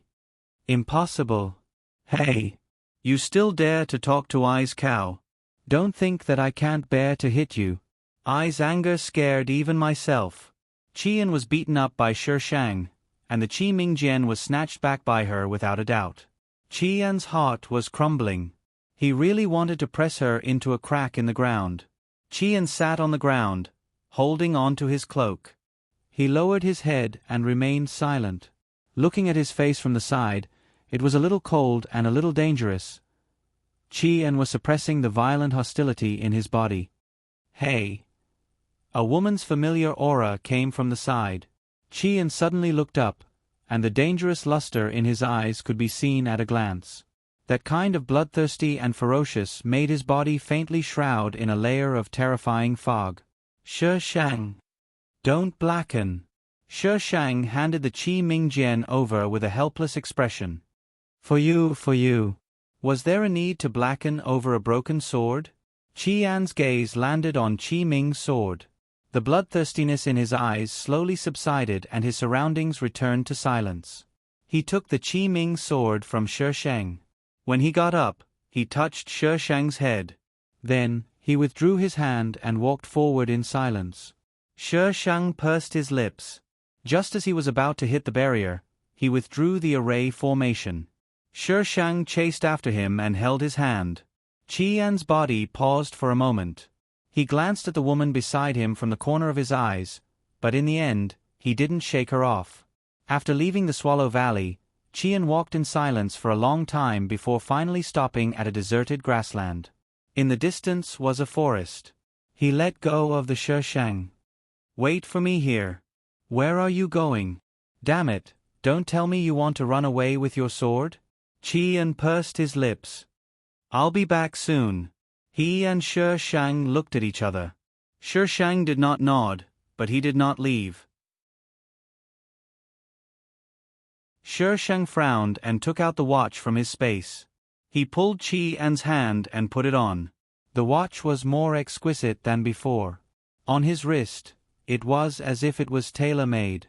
It fit him very well. What is this? You wouldn't know even if I told you. Shi Shang waved his hand. Hurry up and get lost. If you don't come back in 2 hours, I'll leave. Qian. Shouldn't you have said that if you don't come back in 2 hours, you'll go find him? Why did he leave? Was he planning to sleep with someone else? Qian seemed a little angry. He quickly rushed into the forest and disappeared in the blink of an eye. There was fog in the forest and the scenery 1 meter away couldn't be seen clearly. However, Qian moved freely inside as if he had a clear goal. After passing through the forest, the fog disappeared and the scenery in front of him opened up. An exquisite small building stood in the open space. Red flowers were planted around the building and the air was filled with a fragrance. Creak, the door of the small building opened and a little girl came out. She bowed to Qi and, "Young Master Qi, the girl invites you in." "No need." Qi An's expression was cold. "I've brought the thing." The little girl smiled. "Young Master Qi, the girl invites you in." Qi An turned and left.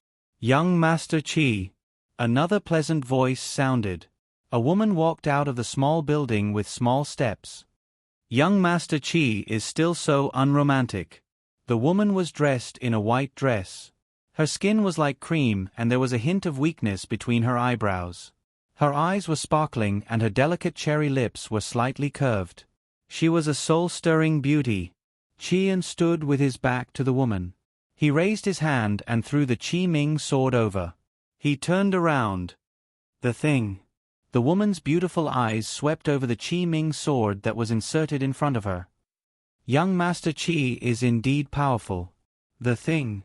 The woman laughed. "Young Master Qi, this is only one of the conditions. There's another one." Qian's eyes turned cold. He suddenly realized that the woman outside was quite cute. At least, she didn't make him feel so disgusted. Shi Shang looked at the sky and counted the time. Flutter, flutter. Suddenly, a bird fluttered out of the forest, breaking the silence of this world. Shi Shang looked sideways and there seemed to be a sound coming from the depths of the forest. Shi Shang stared in that direction for a long time before flashing into the forest. The fog in the forest instantly made him lose his direction. Formation? Shi Shang took out an energy ball and threw it forward. The explosion swept away the fog and the road ahead immediately became clear. Shi Shang brutally blasted his way in. The outside of the small building inside was a mess. There were dead flowers and withered branches. Qi An half knelt on the ground. Not far away, the woman in white held the Qi Ming sword and supported herself on the ground. Her beautiful face was full of determination. Shi Shang rushed out of the forest and went forward to help Qi An up. Pfft! Qi An suddenly spat out a mouthful of blood. All the strength in his body pressed down on Shi Shang. Shi Shang reached out to touch his wrist. He glanced at the watch from the corner of his eyes. There were no traces of it being touched. It wasn't an external attack. Qi An pulled her hand back. "Why did you come in? If I didn't come in, you would have King died." Shi Shang glared at him. "Who are you?" The woman in white looked at the person who suddenly broke in. "Let go of him. Let go of your grandpa." Shi Shang was furious at this time. He suddenly raised his hand. The Qi Ming sword in the woman's hand instantly flew toward him and accurately fell into his hand. The woman's eyes widened. Her face was full of disbelief. You dare to touch eyes, people? You must be tired of living." Shi Shang swung Qi Ming, causing an earth-shattering torrent of air to sweep towards the woman. The woman was sent flying by the torrent before being hit by the torrent, causing her to fall from the sky like an angel with broken wings. Of course, if you ignored the frightened expression on the woman's face. Shi Shang threw away the Qi Ming sword after waving it. He held Qi An's waist and used his other hand to check his pulse. Qi An's pulse was very messy and weak. It seemed that he would die at any time. She quickly took out some pills and steeled her heart. Since he was going to die anyway, she didn't care. She fed him. What if he survived? It was really scary to meet such a person. She mourned for Feng Ci for 3 seconds. Qian didn't know what she gave him to eat. After eating it, his body felt even more uncomfortable. It was as if something was tearing and expanding to the point of bursting. Lu Yu. I'm here. Caven ha ha ha ha hashtag today I'm looking for apricot flavored tickets hashtag.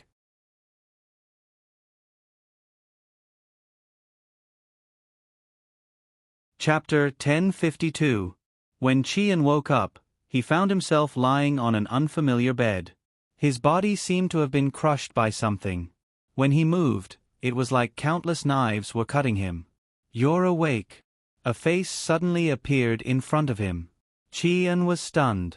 Lu Yu. Shang sat by the bed and the corners of his mouth curved. The after effects are a bit serious. Just bear with it. After effects? What after effects? It took Qian a while to remember what she gave him to eat. What was that? The pain in his body swept over wave after wave. Qian's brows furrowed into a bowl. This feeling was even more unbearable than what he had experienced before. Ugh. Qian couldn't help but groan. Shang scratched his head. He didn't have any spiritual energy in his body. Feeding him pills. It was already amazing for him to be alive, so she could only watch the aftereffects. Qian's forehead was covered in cold sweat. His black hair scattered on his body. His handsome face was deathly pale. He pursed his lips tightly, not allowing himself to make a sound.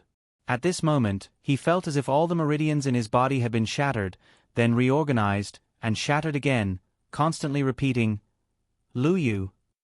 Qian suddenly panicked. He desperately wanted to know if she was still by his side. Qian's lips suddenly felt cold. A familiar breath hit him in the face. Her gentle kiss seemed to have alleviated the pain in his body. Qian's mind was a bit blank. He didn't know how to react and could only let his body play freely. Qian didn't know how long he had endured. After the wave of pain disappeared, there was a very abundant energy flowing in his body, repairing his meridians that were riddled with holes. He raised his hand and looked at his palm. He looked at it over and over again, as if to determine if it was his claw. Suddenly, a pair of hands appeared beside him. They grabbed his hand and wiped it with a warm handkerchief. Qian stared at the person wiping his hands. He didn't know what he was thinking, but his face suddenly flushed red. What are you doing? Qian felt a chill on his chest. He woke up in an instant and found that his clothes had been torn open. He quickly covered it with his hand. You're covered in sweat. Let me wipe it for you. Shang answered very seriously, without any ambiguity. Being told by Shang like that, Qian also felt that his body was sticky and uncomfortable. I want to take a bath.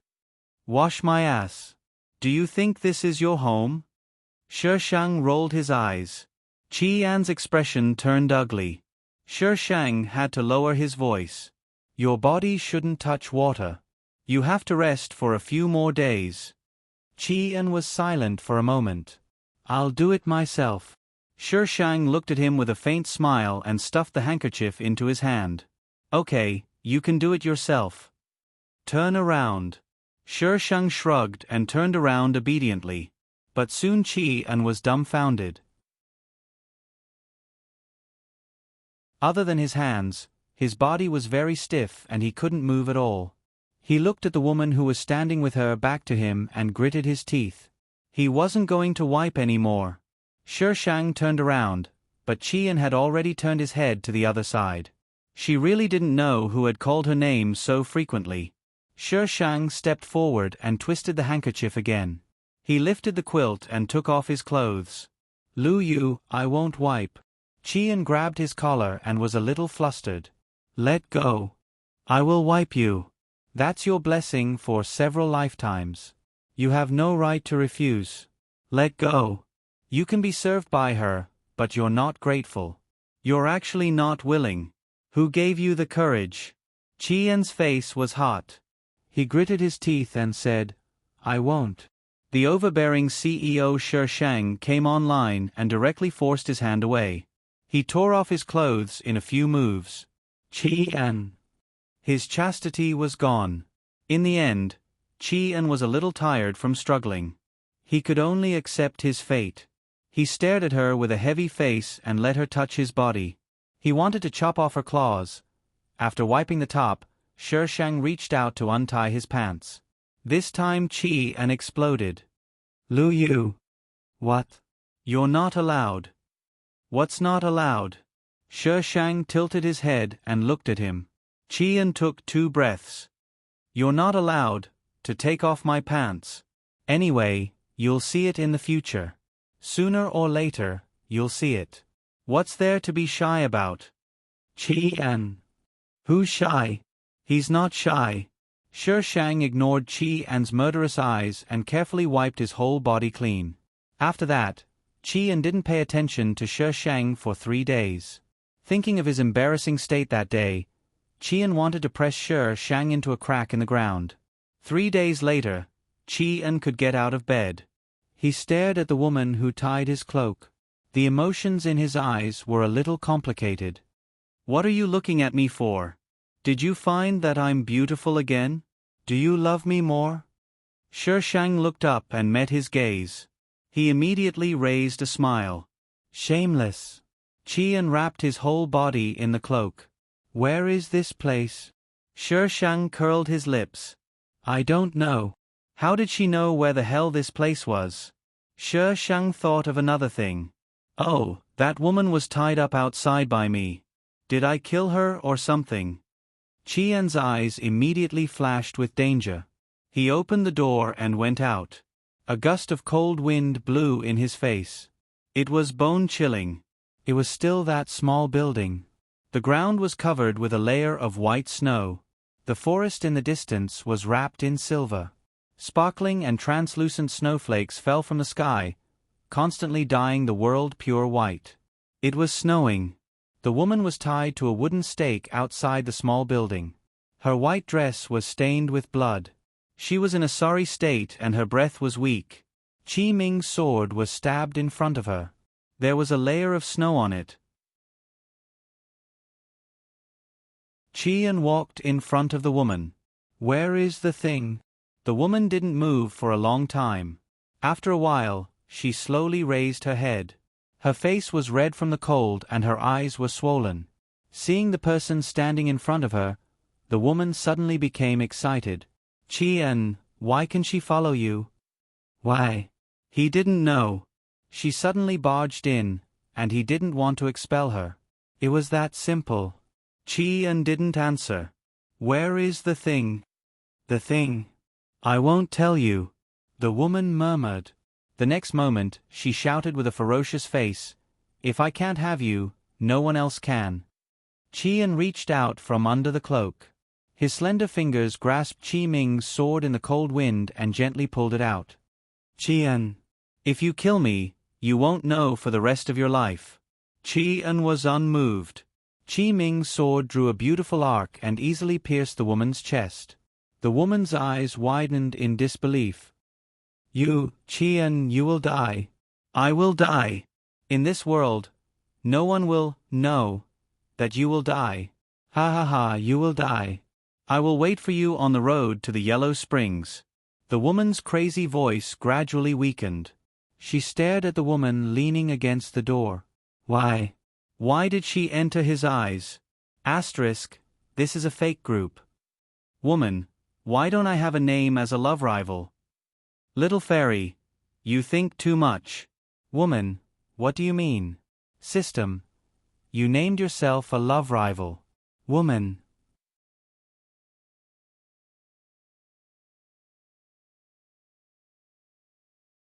Chapter 1053. Qian pulled out the blood-stained Qi Ming sword.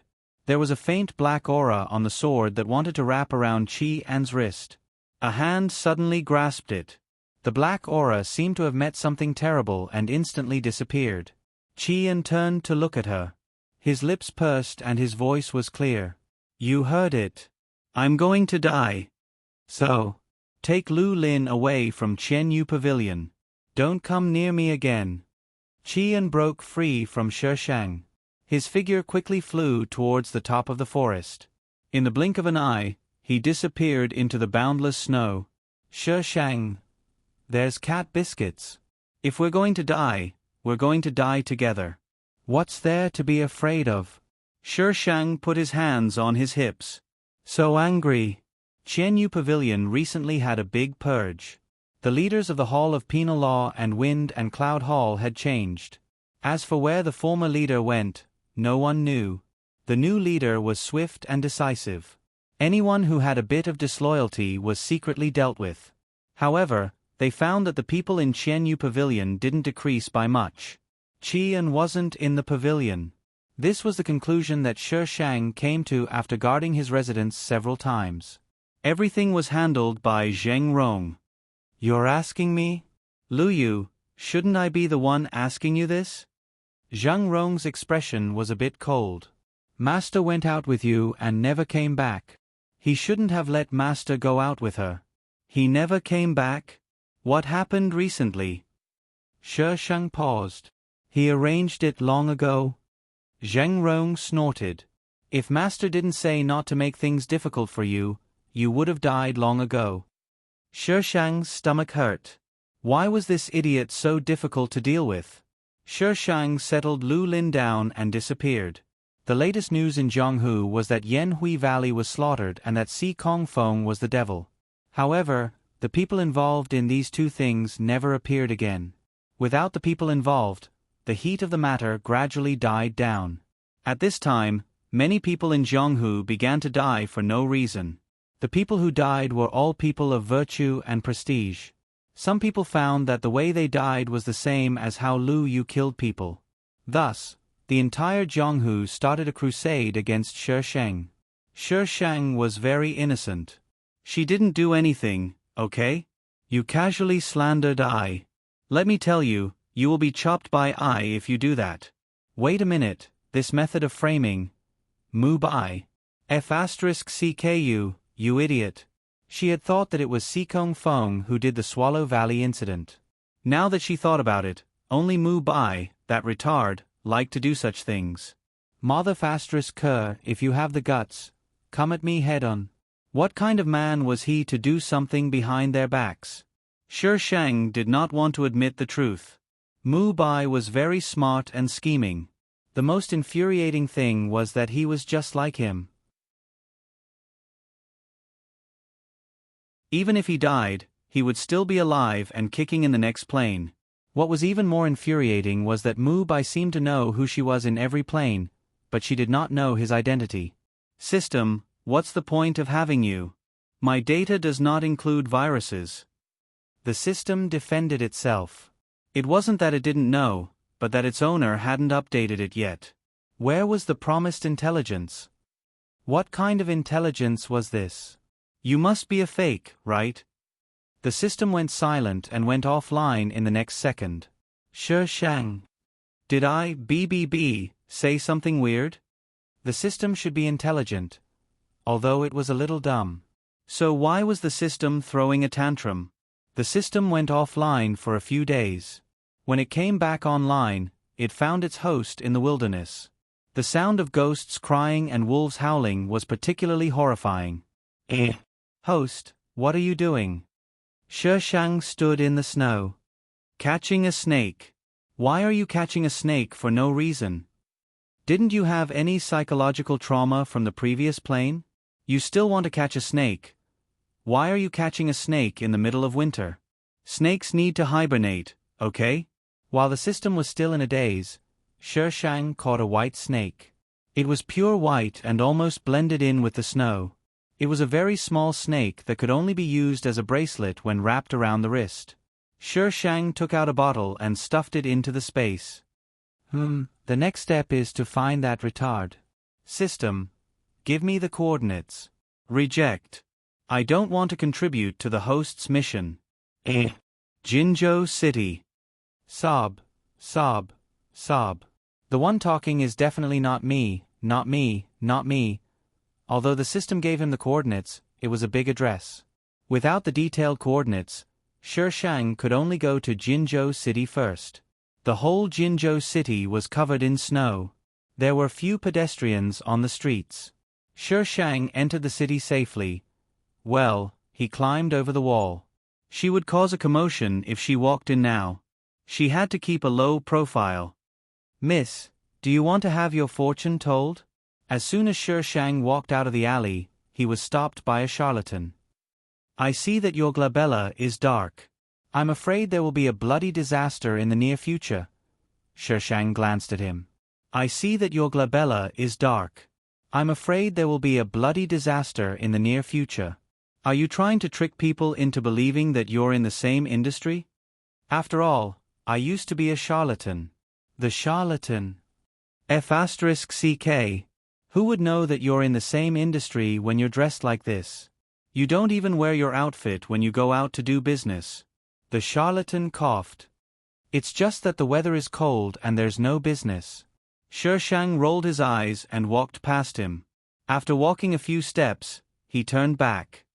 "Have you been in Jinzhou City all this time?" "Yes. Did you just come to Jinzhou City?" "Let me tell you, it's not easy to do business here. I'm preparing for spring." Shi Shang interrupted the chattering charlatan. "Have you seen a particularly good-looking man wrapped in a white cloak with black patterns? Asking about people? There's business. There are so many people coming and going in Jinzhou City. How can I remember so many people?" The charlatan's eyes turned and he stretched out his hand to twist it. His meaning was obvious. "Give me money." Shi Shang took out some money and handed it to him. "Miss, please describe him in detail." After taking the money, the charlatan also acted like a businessman. Shi Shang described Qi An's characteristics. The charlatan thought for a while and pointed in a direction. "I seem to have seen him this morning, but I don't know if he's still there now."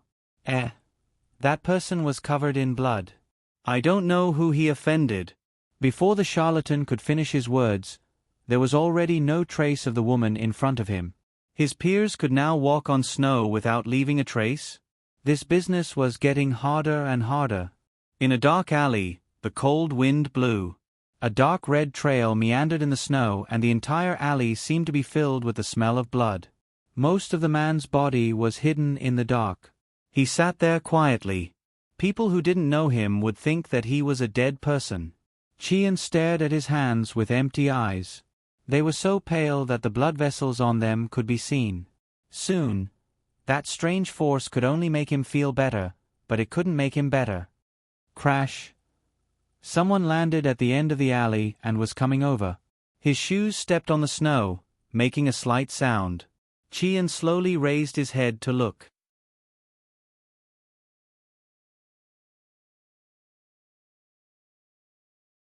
Chapter 1054. Qian stood up from the ground. Frost seemed to have condensed between his brows. Pavilion Master Qi. Xikong Feng looked at the person opposite him. "At this point, are you still unwilling to give it to me?" Qian shook the Qi Ming sword. An invisible pressure formed in the air. Xikong Feng's gaze flashed past the Qi Ming sword. There was a moment of darkness. This sword should have been his. Pavilion Master Qi has been searching for the jade coral for many years. But a few days ago, I received news that the only person in the world who knows the whereabouts of the jade coral has died. Qian still did not answer. Xikong Feng was not angry. He continued, "Pavilion Master Qi, do you think you can defeat me now? You want the 1,000 threads ice silkworm?" Qian's voice was still pleasant to hear. In the cold current, it added a bit of coldness. "Come and get it if you have the life." Xikong Feng's gaze met Qian's. In that instant, sparks seemed to fly. The falling snowflakes seemed to be crushed by something and disappeared into the air. The things in the alley began to crack and shatter into pieces. Pfft! Xikong Feng's figure suddenly retreated and he spat out a mouthful of blood. He clutched his chest as if he was in disbelief. How could? He was clearly at the end of his road. How could he still have such powerful strength? Qian lowered his eyes slightly and looked at his wrist. The heat on his wrist was fading. The fluctuation was the same as what he felt in Swallow Return Valley. Defensive array. Her voice seemed to still linger in his ears. It was incomparably clear. The thoughts that had been suppressed by Chi-An suddenly grew wildly. He missed her. Unfortunately, they might never meet again. Chi-An's mouth pulled into a bitter arc. He waved the Chi-Ming sword and swept toward Sikong Feng. Sikong Feng was shocked and quickly returned to defend. The two of them were evenly matched.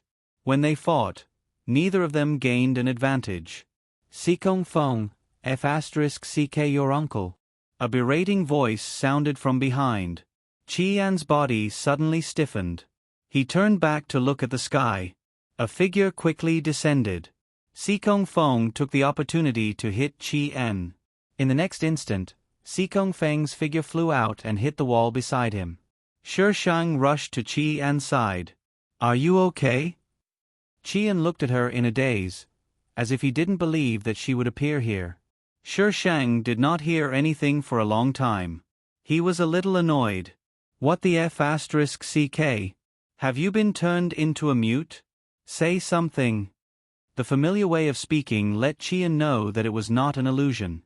She really appeared in front of him. He parted his dry lips, a smile spreading in his eyes. "Lu Yu."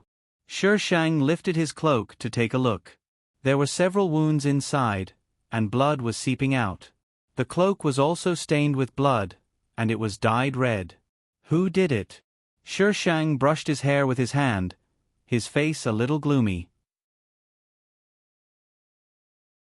"I don't know him." Chi-An paused. "I killed him." There were too many people who wanted the Qi Mingjian, so how could he remember who they were? Shang kissed her on the lips. "Wait for me." She turned and walked towards Sikong Feng. Sikong Feng wanted to get up, but before he could, he was kicked back down by Shang. "Lu Yu." It was her again. "Sikong Feng, you've got guts, eh?" Shang looked down at Sikong Feng, her lips curling in a smile. "You dare to touch my LZ people? Not to mention that you're the male lead, even if you're the Jade Emperor, I will kill you." Shang tied Sikong Feng up.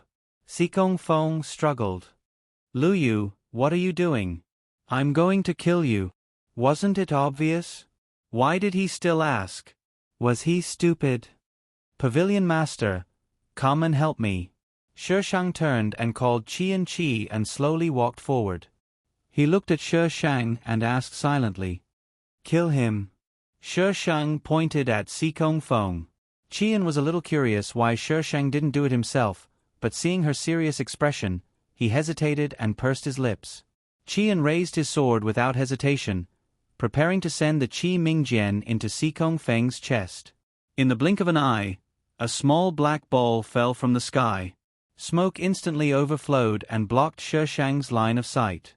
Shang immediately pulled Chi away. When they left the smoky area, the alley had already returned to silence. The smoke slowly dispersed. Sikong Feng was long gone. Shang wasn't too disappointed. The male lead was a bug. No matter what she did, there would be accidents. She didn't doubt that even if the male lead was locked up, the ground might suddenly collapse and the male lead would be forced to live. Being favored was just that awesome. Take it off." Shang looked at Chi and, "I can do it myself." Shang frowned. "Take it off." Chi struggled for a while, lowered his eyebrows and eyes, and slowly took off his clothes. One by one, the clothes fell, and his white chest was exposed to the air. There were several wounds on it, some of which had already begun to scar, but some were fresh. Shang calmly cleaned his wounds, applied medicine, and bandaged them. His movements were practiced and smooth. How did you find me?" Shang casually talked nonsense. Hearts linked. Chi asked again, "Why did you come to find me?" "Oh, you want to run?" Shang sneered. "The person I like can only die by my side. Where do you want to run?" Chi. He didn't want to run. Who said he wanted to run? Take off your pants. Oh. There are no injuries under my body. Why did he have to take off his pants every time? Shameless. Shishang gave him a cold look. Qian immediately cowered and reached out to take off his pants. His cheeks were hot and he didn't dare to look at Shishang. Even if a man asked him to take off his pants, he might want to kill him. But in front of her, other than the unspeakable nervousness, he didn't have any other emotions. There were indeed no wounds under his body. Shishang checked again and stuffed him into the quilt. Sleep. That. Qian reached out to grab Shishang. Shishang looked back at him and didn't say anything, waiting for him to continue. After a while, Qian said, "Can you stay in the room?" He was afraid that he would wake up and find that it was just a dream. After waking up, it would still be endless cold and loneliness. "Oh, you want me to sleep with you?" Qian. He didn't mean that. He just wanted her to stay in the room. "You don't want to sleep with me? Then I'll go out." Shishang continued to walk out. Qian's fingers tightened and he grabbed her hand with some force. A subtle voice spread in the room. "Don't go. Beg me." Shishang turned around and looked at the person on the bed with a smile that wasn't a smile. "You didn't let I sleep before." Qian struggled a few more times and finally seemed to make up his mind. "Please." Shishang was stunned for a moment. After a moment, he lowered his eyes and stuffed his hand back. His voice was soft. "Sleep, I won't go." Qian stared at her for a long time, as if to make sure that she really wouldn't leave. He slowly closed his eyes and his breathing gradually stabilized. Well, I just want to ask for a simple vote. Ask for monthly votes. Ask for votes.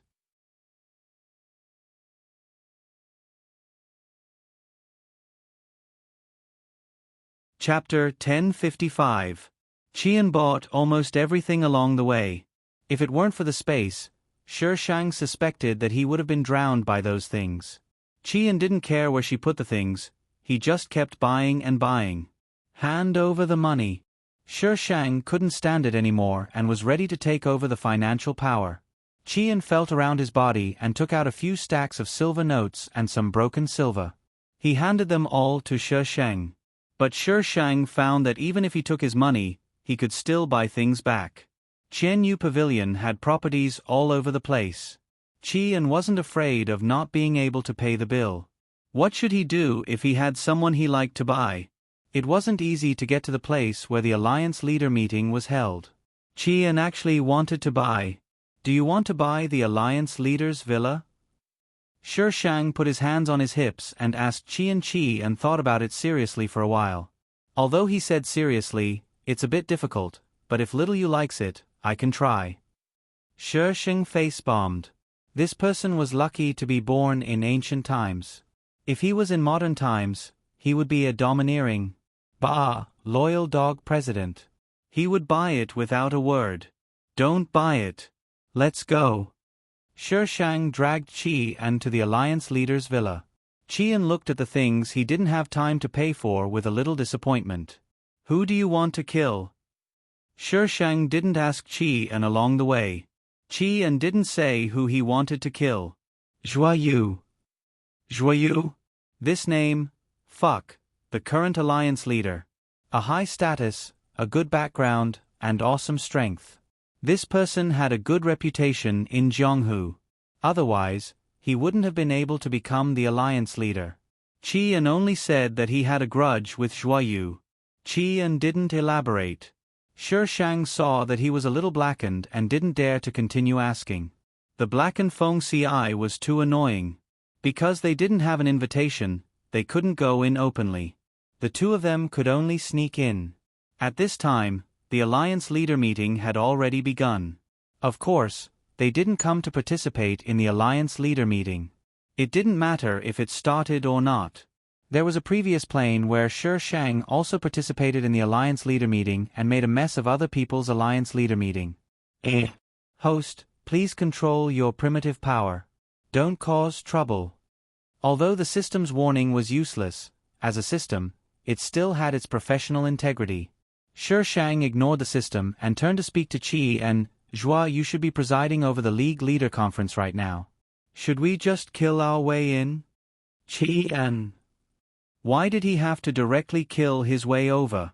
They were an assassin organization. Assassin organizations kill people in the dark. Do you understand? Qi secretly glanced at the eager Shi Shang and sighed in his heart. He pulled the Shi Shang to a remote place. So what are we doing here? Shi Shang looked at the green leaves around him unhappily, as well as the beautiful little red flower beside him. Qi and little red flower, Qi thought, wait for excellence.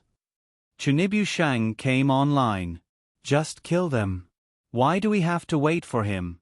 Where did he get the confidence to make I wait? Little red flower Qi and pulled Shi Shang into his arms. I want to stay with you for a while. We can go back to the room and learn from each other after killing them. It was as if we hadn't been together before. Qi and... After killing people, you can still go back to the room and learn from each other. How strong was his wife's mentality? Qi and didn't let Shi Shang kill his way over. Shi Shang could only sit next to him without any love for life. There was no show to watch, no fight to fight. How could time pass so slowly? Shi Shang played with Qian's fingers. Qian was a little impatient. Xiao Yu, be quiet. I'm going to the front to watch the show. You got it yourself. Shi Shang nimbly jumped down from the tree. Qian. Looking at other people's wives and then looking at his own wife, Qian felt that this life couldn't be lived. She left him without saying a word. He chased after her with a dark face and watched the show with her in front. When it was about to end, he slipped back. Xiao Yu. Qi and grabbed Shi Shang. What are you doing? Shi Shang covered his stomach. I need to pee. Oh. Qian's ears suddenly turned red. How could she say it so naturally? He quickly looked around. Be careful. Go quickly and come back quickly. Qian saw that Zhua Yu had returned to the room, but Shi Shang hadn't come back. He was a little worried, so he didn't make a move. After about an incense stick's worth of time, Shi Shang appeared. Why did it take so long? Diarrhea. Shi Shang said without changing his expression. Qian frowned slightly and suddenly leaned close to her to smell. Did you kill someone? Shi Shang raised his arm and sniffed, whispering, Do you have a dog's nose? She clearly didn't have any blood on her, so how could he smell blood? The light in Qian's eyes was a little heavy. He stared at Shi Shang without saying a word. Shi Shang felt uncomfortable being stared at. Hey, don't look at me like that. It's just killing someone. How could I trouble the pavilion master to do it? How could his wife do such a bloody thing? He was only responsible for being as beautiful as a flower. He, who was the one who told him to kill someone before? Idiot. Shi Shang picked up Qian's hand and kissed it. I hope that when I'm here, your hands will always be clean and only touch me. Her voice was very soft as a whisper. Qian's heart suddenly shrank, as if it was suddenly pinched by an invisible hand. A fine and dense pain spread out, and the suffocation made his body bend slightly. His lips were slightly open, and his breathing was disorderly. Shi Shang's expression changed. What's wrong? She just confessed. Why did he suddenly look like he was going to die? Qian put his head on Shi Shang's shoulder and hugged her tightly. His voice was suppressed. I don't know. I suddenly feel so uncomfortable. It was so uncomfortable that he wanted to dig out his heart. He was afraid. But he didn't know what he was afraid of. It was a reaction from the depths of his soul. Qian hugged tighter and tighter, as if he wanted to merge Shi Shang and himself into one. Shi Shang was a little breathless from being strangled. Her face was red. Qian, fuck, what's wrong with you? Let go of I. Qian probably heard Shi Shang's uncomfortable voice. He suddenly let go of Shi Shang and looked at her nervously. Xiao Yu. Shi Shang took 2 big breaths. This idiot, damn it, being with him was life-threatening. The system was afraid that the next scene would be Shi Shang saying that he didn't want this kind of person and turning around to leave. It held its breath and waited for a long time. Shi Shang was only panting. His mind was full of roasting Feng Ci, but he didn't have any intention of breaking up. Xiao Yu. Qian was still nervous. Does it hurt anywhere? I'll rub it for you. Rub your uncle. Shi Shang glared at him. Qian immediately lowered his head, looking like he had done something wrong. He whispered, "If you don't like me killing people, I won't kill in the future." Anyway, there were so many people in Qianyu Pavilion. He could let the people below do it. Qian suddenly froze, and a bitter smile spread out from the corner of his mouth. He didn't have much time. #hashtag today's vote for butterfly orchid flavor #hashtag it's the weekend of voting. Hashtag.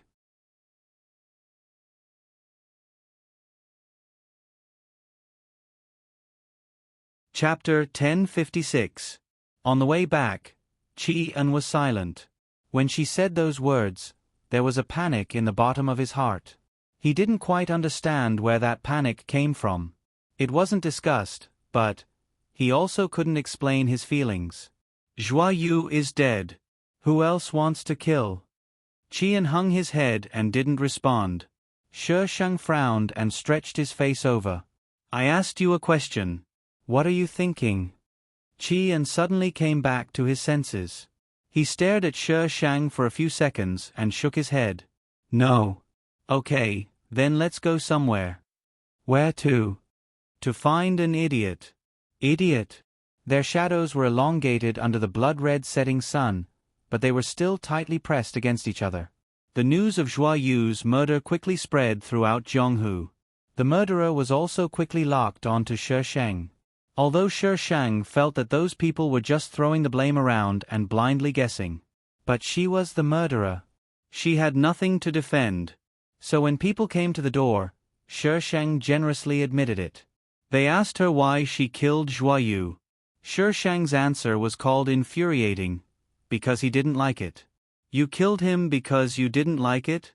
Then if you didn't like the people of Zhonghu, would you have to kill them all? But not long after, rumors began to spread in Zhonghu that Zhua Yu was secretly a perverted sadist. The righteous people of Zhonghu certainly didn't believe it. Zhua Yu was such a righteous person. How could he suddenly become a perverted sadist? Someone must be spreading rumors. The more these people didn't believe, the more they were slapped in the face when the evidence was placed in front of them. A person with a bright and beautiful appearance, in a dark place, could be even more filthy than a person with a dirty appearance. Qian stood in front of the window of the restaurant, listening to the endless stream of voices below. His expression was a bit unpredictable and dangerous. When my parents died, I saw them fall in front of me with my own eyes. His voice suddenly sounded. It was slow and clear, without any unnecessary ups and downs. Zhua Yu killed them, took me back to the Zhua family, and locked me up with those children. Luckily, I ran away. I met my master, the previous pavilion master of Delicate Feather Pavilion. He taught me martial arts, taught me how to kill, taught me how to be emotionless and desireless. Qian summarized the process of escape in 6 words, but from his slow tone, it could be heard that the process of escape was not very smooth. He had paid an unimaginable price. Qian continued, Master said that once an assassin becomes emotional, it's like taking a slow-acting poison. It's dangerous and fatal. Qian paused and turned around to look at the woman behind him. But Master also said that I will be the pavilion master of Qianyu Pavilion in the future. I am different from them. Qian stretched out his hand. There was a white porcelain bottle in his palm. The corner of his mouth rose slightly. Lu Yu, take it. Life and death will follow. Shi Shang glanced at him and took the porcelain bottle from his hand. There was a pill inside. She sniffed it and smelled blood. She returned the porcelain bottle and shook her head. There was blood inside.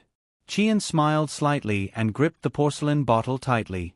He lowered his eyelids to hide the rolling hostility in his eyes. He could not hurt her. It was good that she was alive. Stretch out your hand.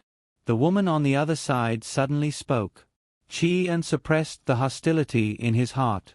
After a while, he stretched out his hand. When he raised his head, there was nothing on his face.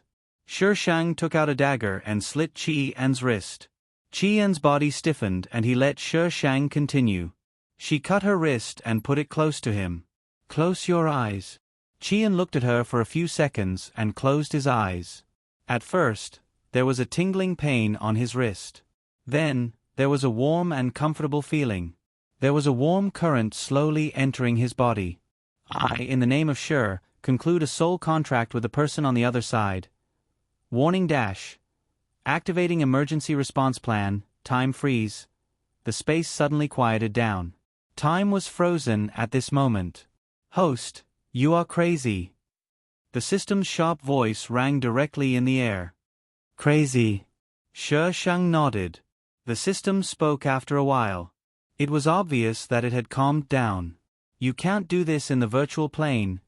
It will hurt him. What do you mean? Anyway, you can't do that. Host, trust me this once. Do you have any trustworthy words coming out of your mouth? If I lie to you this time, I will never see my master again. That's vicious enough. Shishang raised his eyebrows and looked at the person on the other side.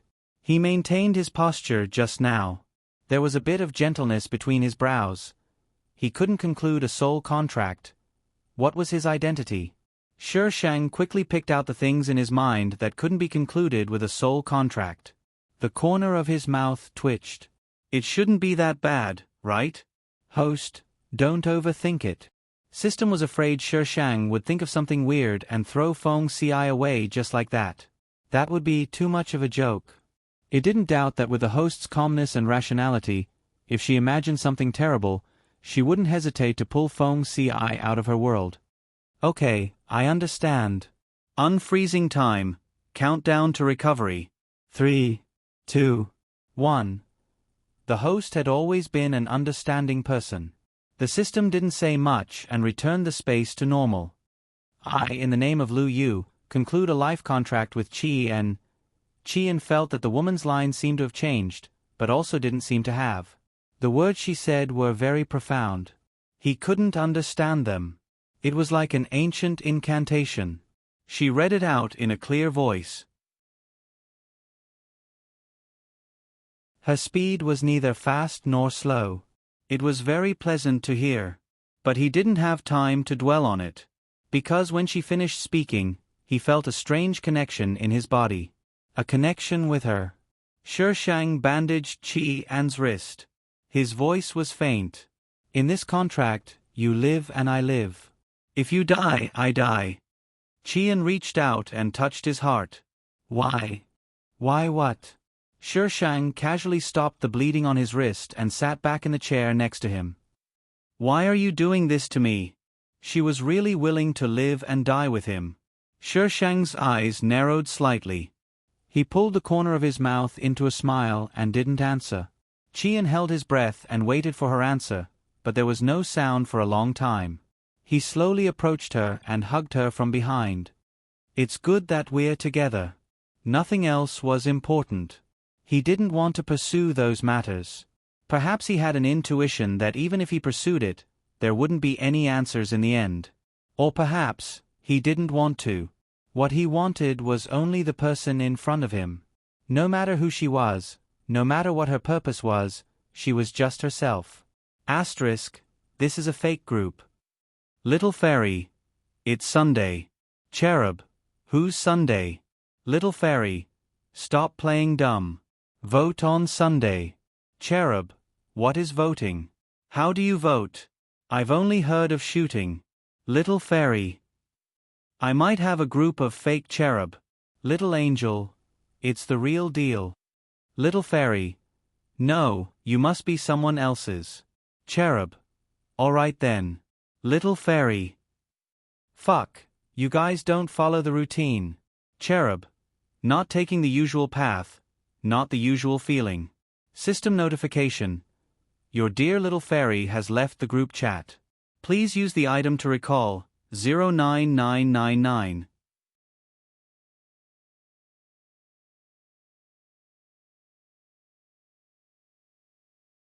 Chapter 1057. Shi Shang said he was going to find her, but Qian found that she was fighting all the way. Sometimes she was watching a good show, but without warning, she would rush up to fight in the next second. After several days of fumbling, Qian finally figured out the pattern. Generally, when those people gossiped about her, she generally didn't pay much attention to it. But when it came to him, even if there was a word wrong, she would go up and fight. Qian didn't know how to describe her mood. She didn't know whether to laugh or cry, but she accepted it well and didn't feel that there was anything wrong with being spoiled by her. The two were like conjoined twins. Where Qian was, Shi Shang would definitely be there. Where Shi Shang was, Qian would definitely be there too. With this posture, people who weren't blind knew what was going on between the two. These people had been beaten many times and knew that Qian was her taboo. If they mentioned a word, they would be beaten. If it went too far, they might not be able to keep their lives. Some people didn't fear death and continued to do it. They found that as long as they praised Qian, nothing would happen. They might even have an unexpected gain. Right now, there was probably no one in Jianghu who didn't know what the gold medal assassin of Qianyu Pavilion looked like. An assassin's exposure rate in Jianghu was so high that the people of Jianghu also expressed their inability to accept it. The original owner left her a lot of enemies. In addition, those Jianghu people were killed before. Anyway, it was common for people to stop her every 3 to 5 days to arrange a fight. Xiaoyu, where are we going? Shi Shang glanced at Qian. I thought you wouldn't ask? Qian. How long has it been? You've been fighting all the way. Holy Water Palace. Qian frowned. Holy Water Palace was a very famous organization in Jianghu. It wasn't because Holy Water Palace was powerful, but because Holy Water Palace was full of women, and each of them was devastatingly beautiful. What are we going to do there? I'm looking for a retard. Didn't she tell him already? Shi Shang glanced at his wife and suddenly leaned over. If you carry me, I'll tell you who to find. Qian hesitated for a while, then took off her cloak and squatted down. Come up. Shi Shang contentedly leaned over and blew in her ear. Go find Shen Yao. Holy Water Palace. In the exquisitely decorated hall, a figure was pacing back and forth. He seemed to be somewhat uneasy. There were a few women in uniform standing opposite him. All of them were beautiful and charming, but at this moment, they all had strange expressions on their faces. Young master, what's wrong with you these days? The man called young master paused. She's coming. Who is young master talking about? Sure. Lu Yu, she's coming. Mu Bai was going crazy. He did not want to continue committing suicide. He had to think of a way. How did that woman find out about him? There was definitely a bug. Is it that Lu Yu who has been the talk of the town recently? The beauty was puzzled. Why did she come to our Holy Water Palace? The Holy Water Palace had never made enemies with anyone, nor had they offended Lu Yu. Why was young master so anxious? Was Lu Yu that scary? Come an F***ck me. Mu Bai's heart was on the verge of breaking down. He waved his hand and said, Leave me alone. The beauties looked at each other for a while before leaving the hall one by one.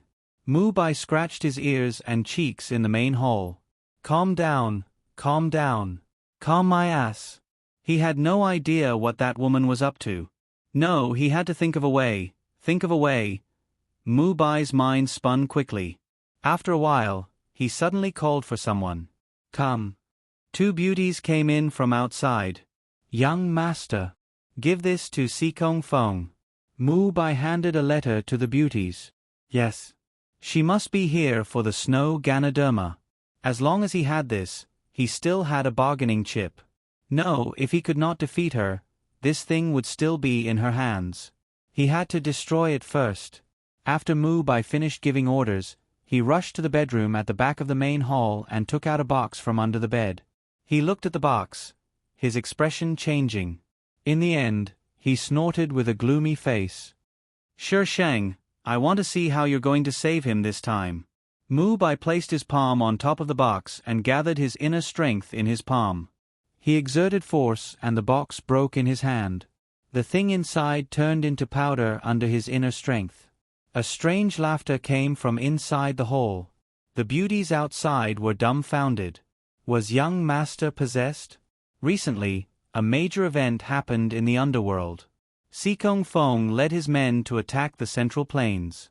The newly appointed alliance master had not even warmed his seat yet, and he was already embroiled in such a situation. If he did not lead the underworld to victory, he would not be able to continue being the alliance master. Hence, the alliance master was furious. Sikong Feng did not come earlier or later. Instead, he came right when he had just assumed the position. What was the meaning of this? Sikong Feng was familiar with the martial arts of the various sections. Every time he tried to scheme against them, he would be able to see through them. Along the way, he did not lose many men.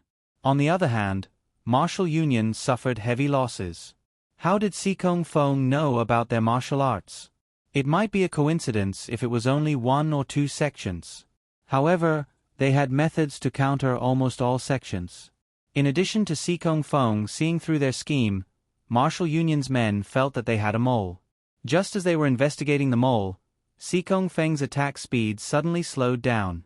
It was as if they were on guard, and the mole could no longer provide him with information.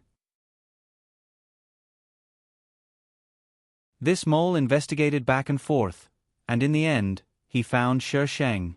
Shi Sheng, who was usually the scapegoat, had an expression of, "What the F***ck? BBB. Really didn't do anything this time. Why am I, BBB, the scapegoat again?"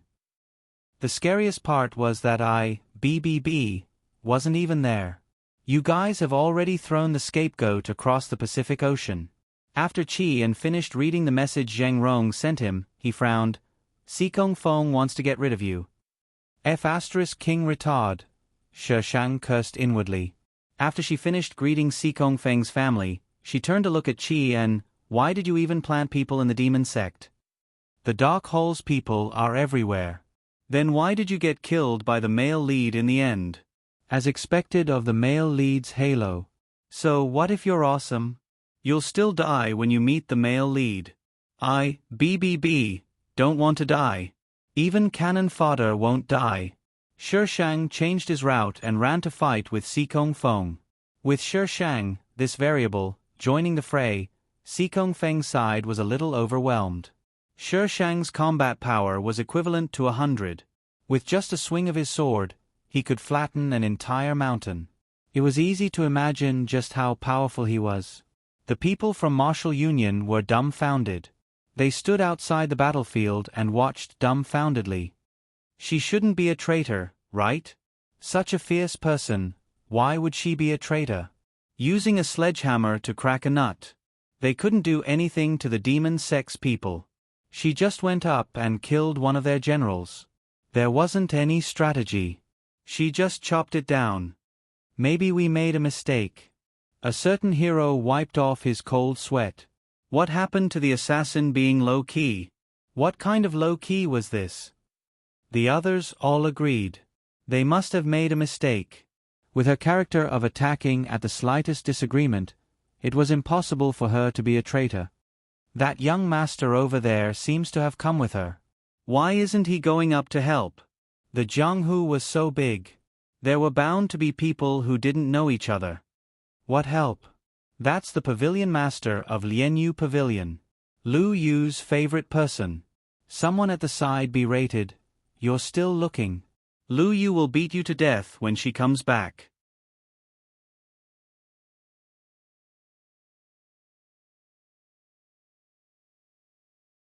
Chapter 1058. Shi Shang went up, and not long after, the demon sect members began to retreat. "Why are you running?" Shi Shang waved his sword and shouted from behind. The demon sect members ran even faster. Not running. Not running. Waiting for death. There was no chance of winning. Wasn't it courting death if they went up? They didn't want to die so miserably. This woman was too scary. Run. Why did you let them go? The people from Martial Union ran to Shi Shang's location, their faces full of confusion. Catching them all in one fell swoop can extinguish the demon sect's arrogant flame. Then go ahead and chase after her. Shi Shang cast a sidelong glance at that person, her lips curling into a faint smile. Perhaps because Shi Shang's smile was too sarcastic, that person couldn't speak and shrank into the crowd, avoiding Shi Shang's gaze. Today, it's all thanks to Miss Liu, otherwise, I'm afraid. Someone from the Zhonghu appeared to smooth things over. Don't be so hypocritical. Disgusting. Shi Shang interrupted the old fox before he could finish. You guys were yelling at me to kill me before, wishing you could skin me alive. Shi Shang's words hit the nail on the head. Even if she defeated the demon sect today, it couldn't wash away the fact that she had killed many people. Many people present wanted her life to avenge their sect members. The atmosphere became a little awkward. The old man couldn't say anything. Miss, it's best for everyone to pretend to be stupid at this time. Why did you have to pick it out and make everyone so awkward? Shi Shang walked around them and went to Qi and reached out and touched her head. She looked up and kissed the man. The man tilted his head, but in the next second, he moved back and let her hang on him. Even though he was far away, he could still feel the intense doting in his eyes. The man was good-looking. He pulled the corners of his mouth and smiled gently. In the bloody ground, he was spotless and seemed to be plated with a layer of warm light. They suddenly understood why she spoiled this man so much. The Zhonghu people who were despised and stuffed with dog food wanted to report it. Thus, the demon sect members who hadn't run far were caught by this group of people and abused. Xikong Feng didn't show up the whole time. No one knew whether it was because he wasn't here or because he was afraid of meeting Shi Shang. When night fell, everyone gathered together to discuss. Shi Shang and Qi sat far away, completely separated from the people over there. Qi went to hunt a pheasant and roasted it for Shi Shang. No matter which plane he was in, his culinary skills were always full points and had good reviews. If he doesn't know how to cook, I think he's done for. He really couldn't understand. As a girl, how could she not know how to cook?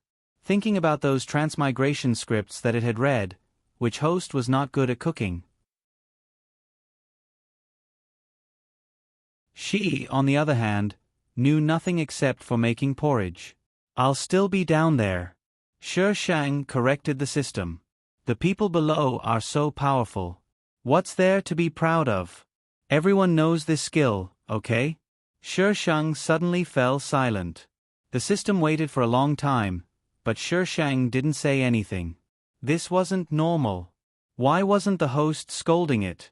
Will you dislike me for not being able to cook? Shi Shang suddenly looked up and asked Qi, it's good that I can. Qi skillfully turned the pheasant over. You don't need to do this. He paused, then said, I only want to cook for you. Shi Shang's eyebrows curved into crescent moons. He moved into Qian's arms from the side and whispered in his ear, It's good to have you. Qian kissed her forehead, adjusted her posture, and let her sit more comfortably. He took a fruit from the side and stuffed it into her mouth. Eat a fruit to fill your stomach first. Shi Shang nestled in his arms, holding the fruit and nibbling. When these things are over, what do you want to do? Qian was stunned, then lowered his head and said with a smile, When I'm with you, I'll do anything. Really? Shi Shang lifted her head to look at him. That mischievous smile caused Qian's ears to turn red. He pinched Shi Shang's waist. What are you thinking about all day? Thinking about you. Shi Shang answered shamelessly. Qian couldn't pinch anymore. He even wanted to lift Shi Shang off, but in the end, Shi Shang deliberately rubbed against him. Lu Yu. Qian breathed heavily and called out in warning. Ha ha ha, Qian sighed and scooped her into his arms, so that she wouldn't fall down with a smile. When the people over there came over, they saw Shi Shang nestled in Qian's arms and nibbling on a chicken leg. She restrained her domineering aura and was very obedient. Her hands were greasy, but Qian didn't dislike it at all. The scene was very warm. Obviously, that person couldn't bear such a scene. Was that girl who was as docile as a cat really the one they saw during the day? Have you seen enough? Shi Shang jumped down from Qi An's body. She withdrew her lazy aura and instantly recovered her domineering aura. The man quickly lowered his head and handed over the things in his hands. Miss Liu, Pavilion Master Qi, this is a small gift. Thank you for your help during the day. I hope you don't dislike it. What was sent was some food. Shi Shang didn't refuse, but she didn't touch those things. The people over there knew that Shi Shang didn't lift the plate and were a little puzzled. They thought that with her temper, she would mercilessly throw the things back. The most important thing now is to get through the current difficulties. If we have any grievances, we can solve them later. What do you think? But isn't there a rumor in Zhonghu that Lu Yu is possessed? Someone carefully raised a point of view. I think she's most likely possessed.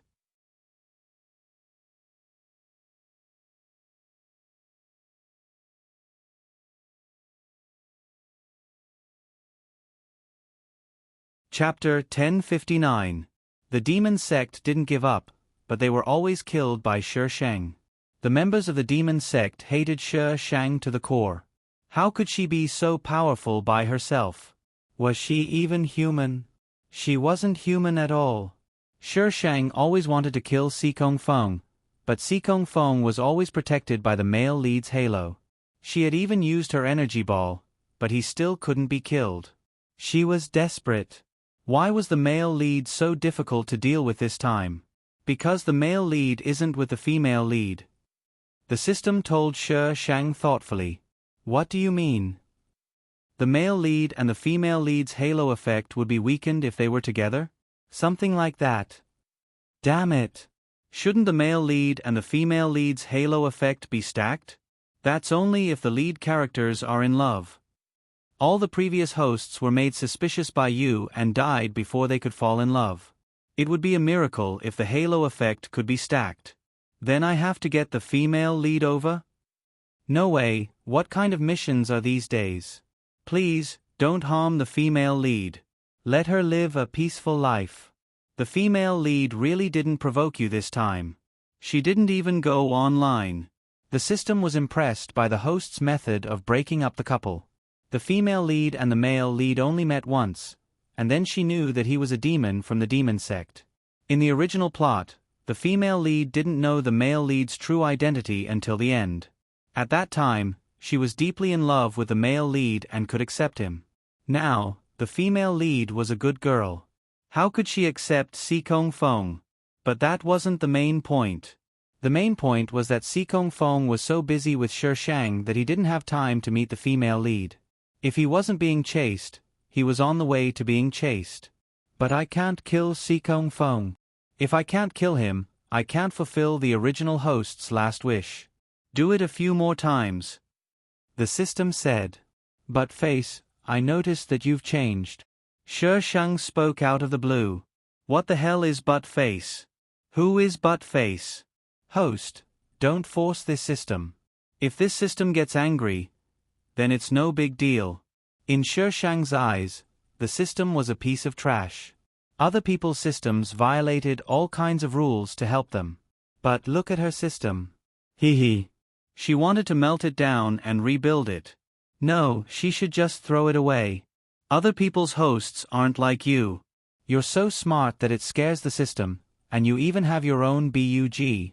What right do you have to criticize the system? After arguing with the system daily, Shi Shang went to mess with the male protagonist. She didn't believe that she couldn't kill this idiot. Reality proved that he really couldn't be killed. Si Kong Feng's martial arts had made a qualitative leap. Although he could not defeat Shi Shang directly, he could successfully escape from Shi Shang. This halo is too scary. None of the previous planes were as awesome as Si Kong Feng's halo. Was this a bug? It must be. System, hurry up and fix the bug. Don't be so unprofessional. It's really not a bug. This was the setting of Si Kong Feng before he was influenced by the female lead. Therefore, he was now preparing to dominate the martial arts world. This was in line with the setting. No cat biscuits, no bug. Let me tell the host a truth about this. Shi Shang tiredly chopped the innocent grass on the ground with his sword. What truth? Don't speed up the plot so quickly. He. Your previous words were all to pave the way for this sentence, right? This bug was definitely done by you. Don't think that I'm easy to fool. The system was silent for a while. The host should hurry up and kill the male protagonist. After saying that, the system wanted to strangle itself. Why did I encourage the host to kill the male protagonist? Ah. Master, come back quickly. I've been played by the host. I can't even control myself. Go offline and calm down. When the system went offline, Shi Shang felt even more stifled. She inserted the iron sword to the side and sat down directly, watching the group of people fighting below. Not happy. Qian came up from behind and sat next to her. N. Shi Shang nodded helplessly. Qian rubbed Shi Shang's head. Because of Sikong Feng? Apart from that idiot, who else could it be? Shi Shang gritted his teeth. Qian looked down and said in a low voice, "He's very lucky." She clearly had several chances to kill him, but accidents happened in the end. It was no wonder she was so angry. Good luck is amazing. Shi Shang rubbed against Qian and began to act like a hooligan. Quickly kiss and comfort me. This baby needs his wife's healing power. Qian looked at the face that came up and smiled silently. She lowered her head and kissed him. Their lips and teeth touched and their breath mingled. Qian kissed her for a while and released her. Are you happy? He liked it when she was happy because of his touch. Shi Shang smacked his lips. Let's go back and sleep. The corner of Qian's mouth twitched. If she was an emperor, she would definitely be a fatuous one. The people below were fighting energetically, but she was actually thinking about sleeping. Qian must have refused to sleep in the daytime. Shi Shang returned to his lifeless face. He poked the ground with his sword and occasionally glanced below. It was unknown what he was calculating. The group fight below continued until late at night. Martial Union's people came back with broken hands and legs. They were beaten miserably. Miss Liu, why didn't you come just now? Someone walked over to Shi Shang's side and complained, You caused us to hurt so many people. Whether Xiao Yu goes or not, it has nothing to do with you. Qian stood up first. His voice was clear and gentle, and there seemed to be a smile in his eyes. What right do you have to ask Xiao Yu to do things? The man on the other side was still so good-looking, but at this moment, it gave everyone a kind of creepy feeling. The Qian they saw most of the time was a handsome man with a doting smile, but they forgot that that was when he faced Shi Shang. When facing them, Qian was mostly cold and indifferent. He wasn't even willing to give them a look. And now, he was the rumored pavilion master of Delicate Feather Pavilion. Pavilion Master Qi, the people below don't follow the rules. Please don't mind them. I will definitely discipline them well and won't let this happen again. Someone braced himself and came up to smooth things over. He secretly glared at the brainless person. Are these two people you can provoke? That person was also very regretful. Just now, it was as if he was possessed. At this moment, he could only tremble with a pale face. Qian's gaze swept over the two people. He turned around and his cloak drew a beautiful arc in the air. He brought it forward and brushed past the flowers and plants on the ground. He hugged Shi Shang's waist and disappeared on the hillside in a few leaps. Scared me to death. That person's legs went soft and he fell to the ground. This man usually didn't look that scary, but just now, he actually had the illusion that he had walked around the gates of hell. The next time you speak nonsense, no one can protect you. The man who smoothed things over coldly snorted and strode away. You're tuning in to the Narrate and Escape YouTube channel. Don't forget to subscribe and join us on this journey to catch the most captivating stories.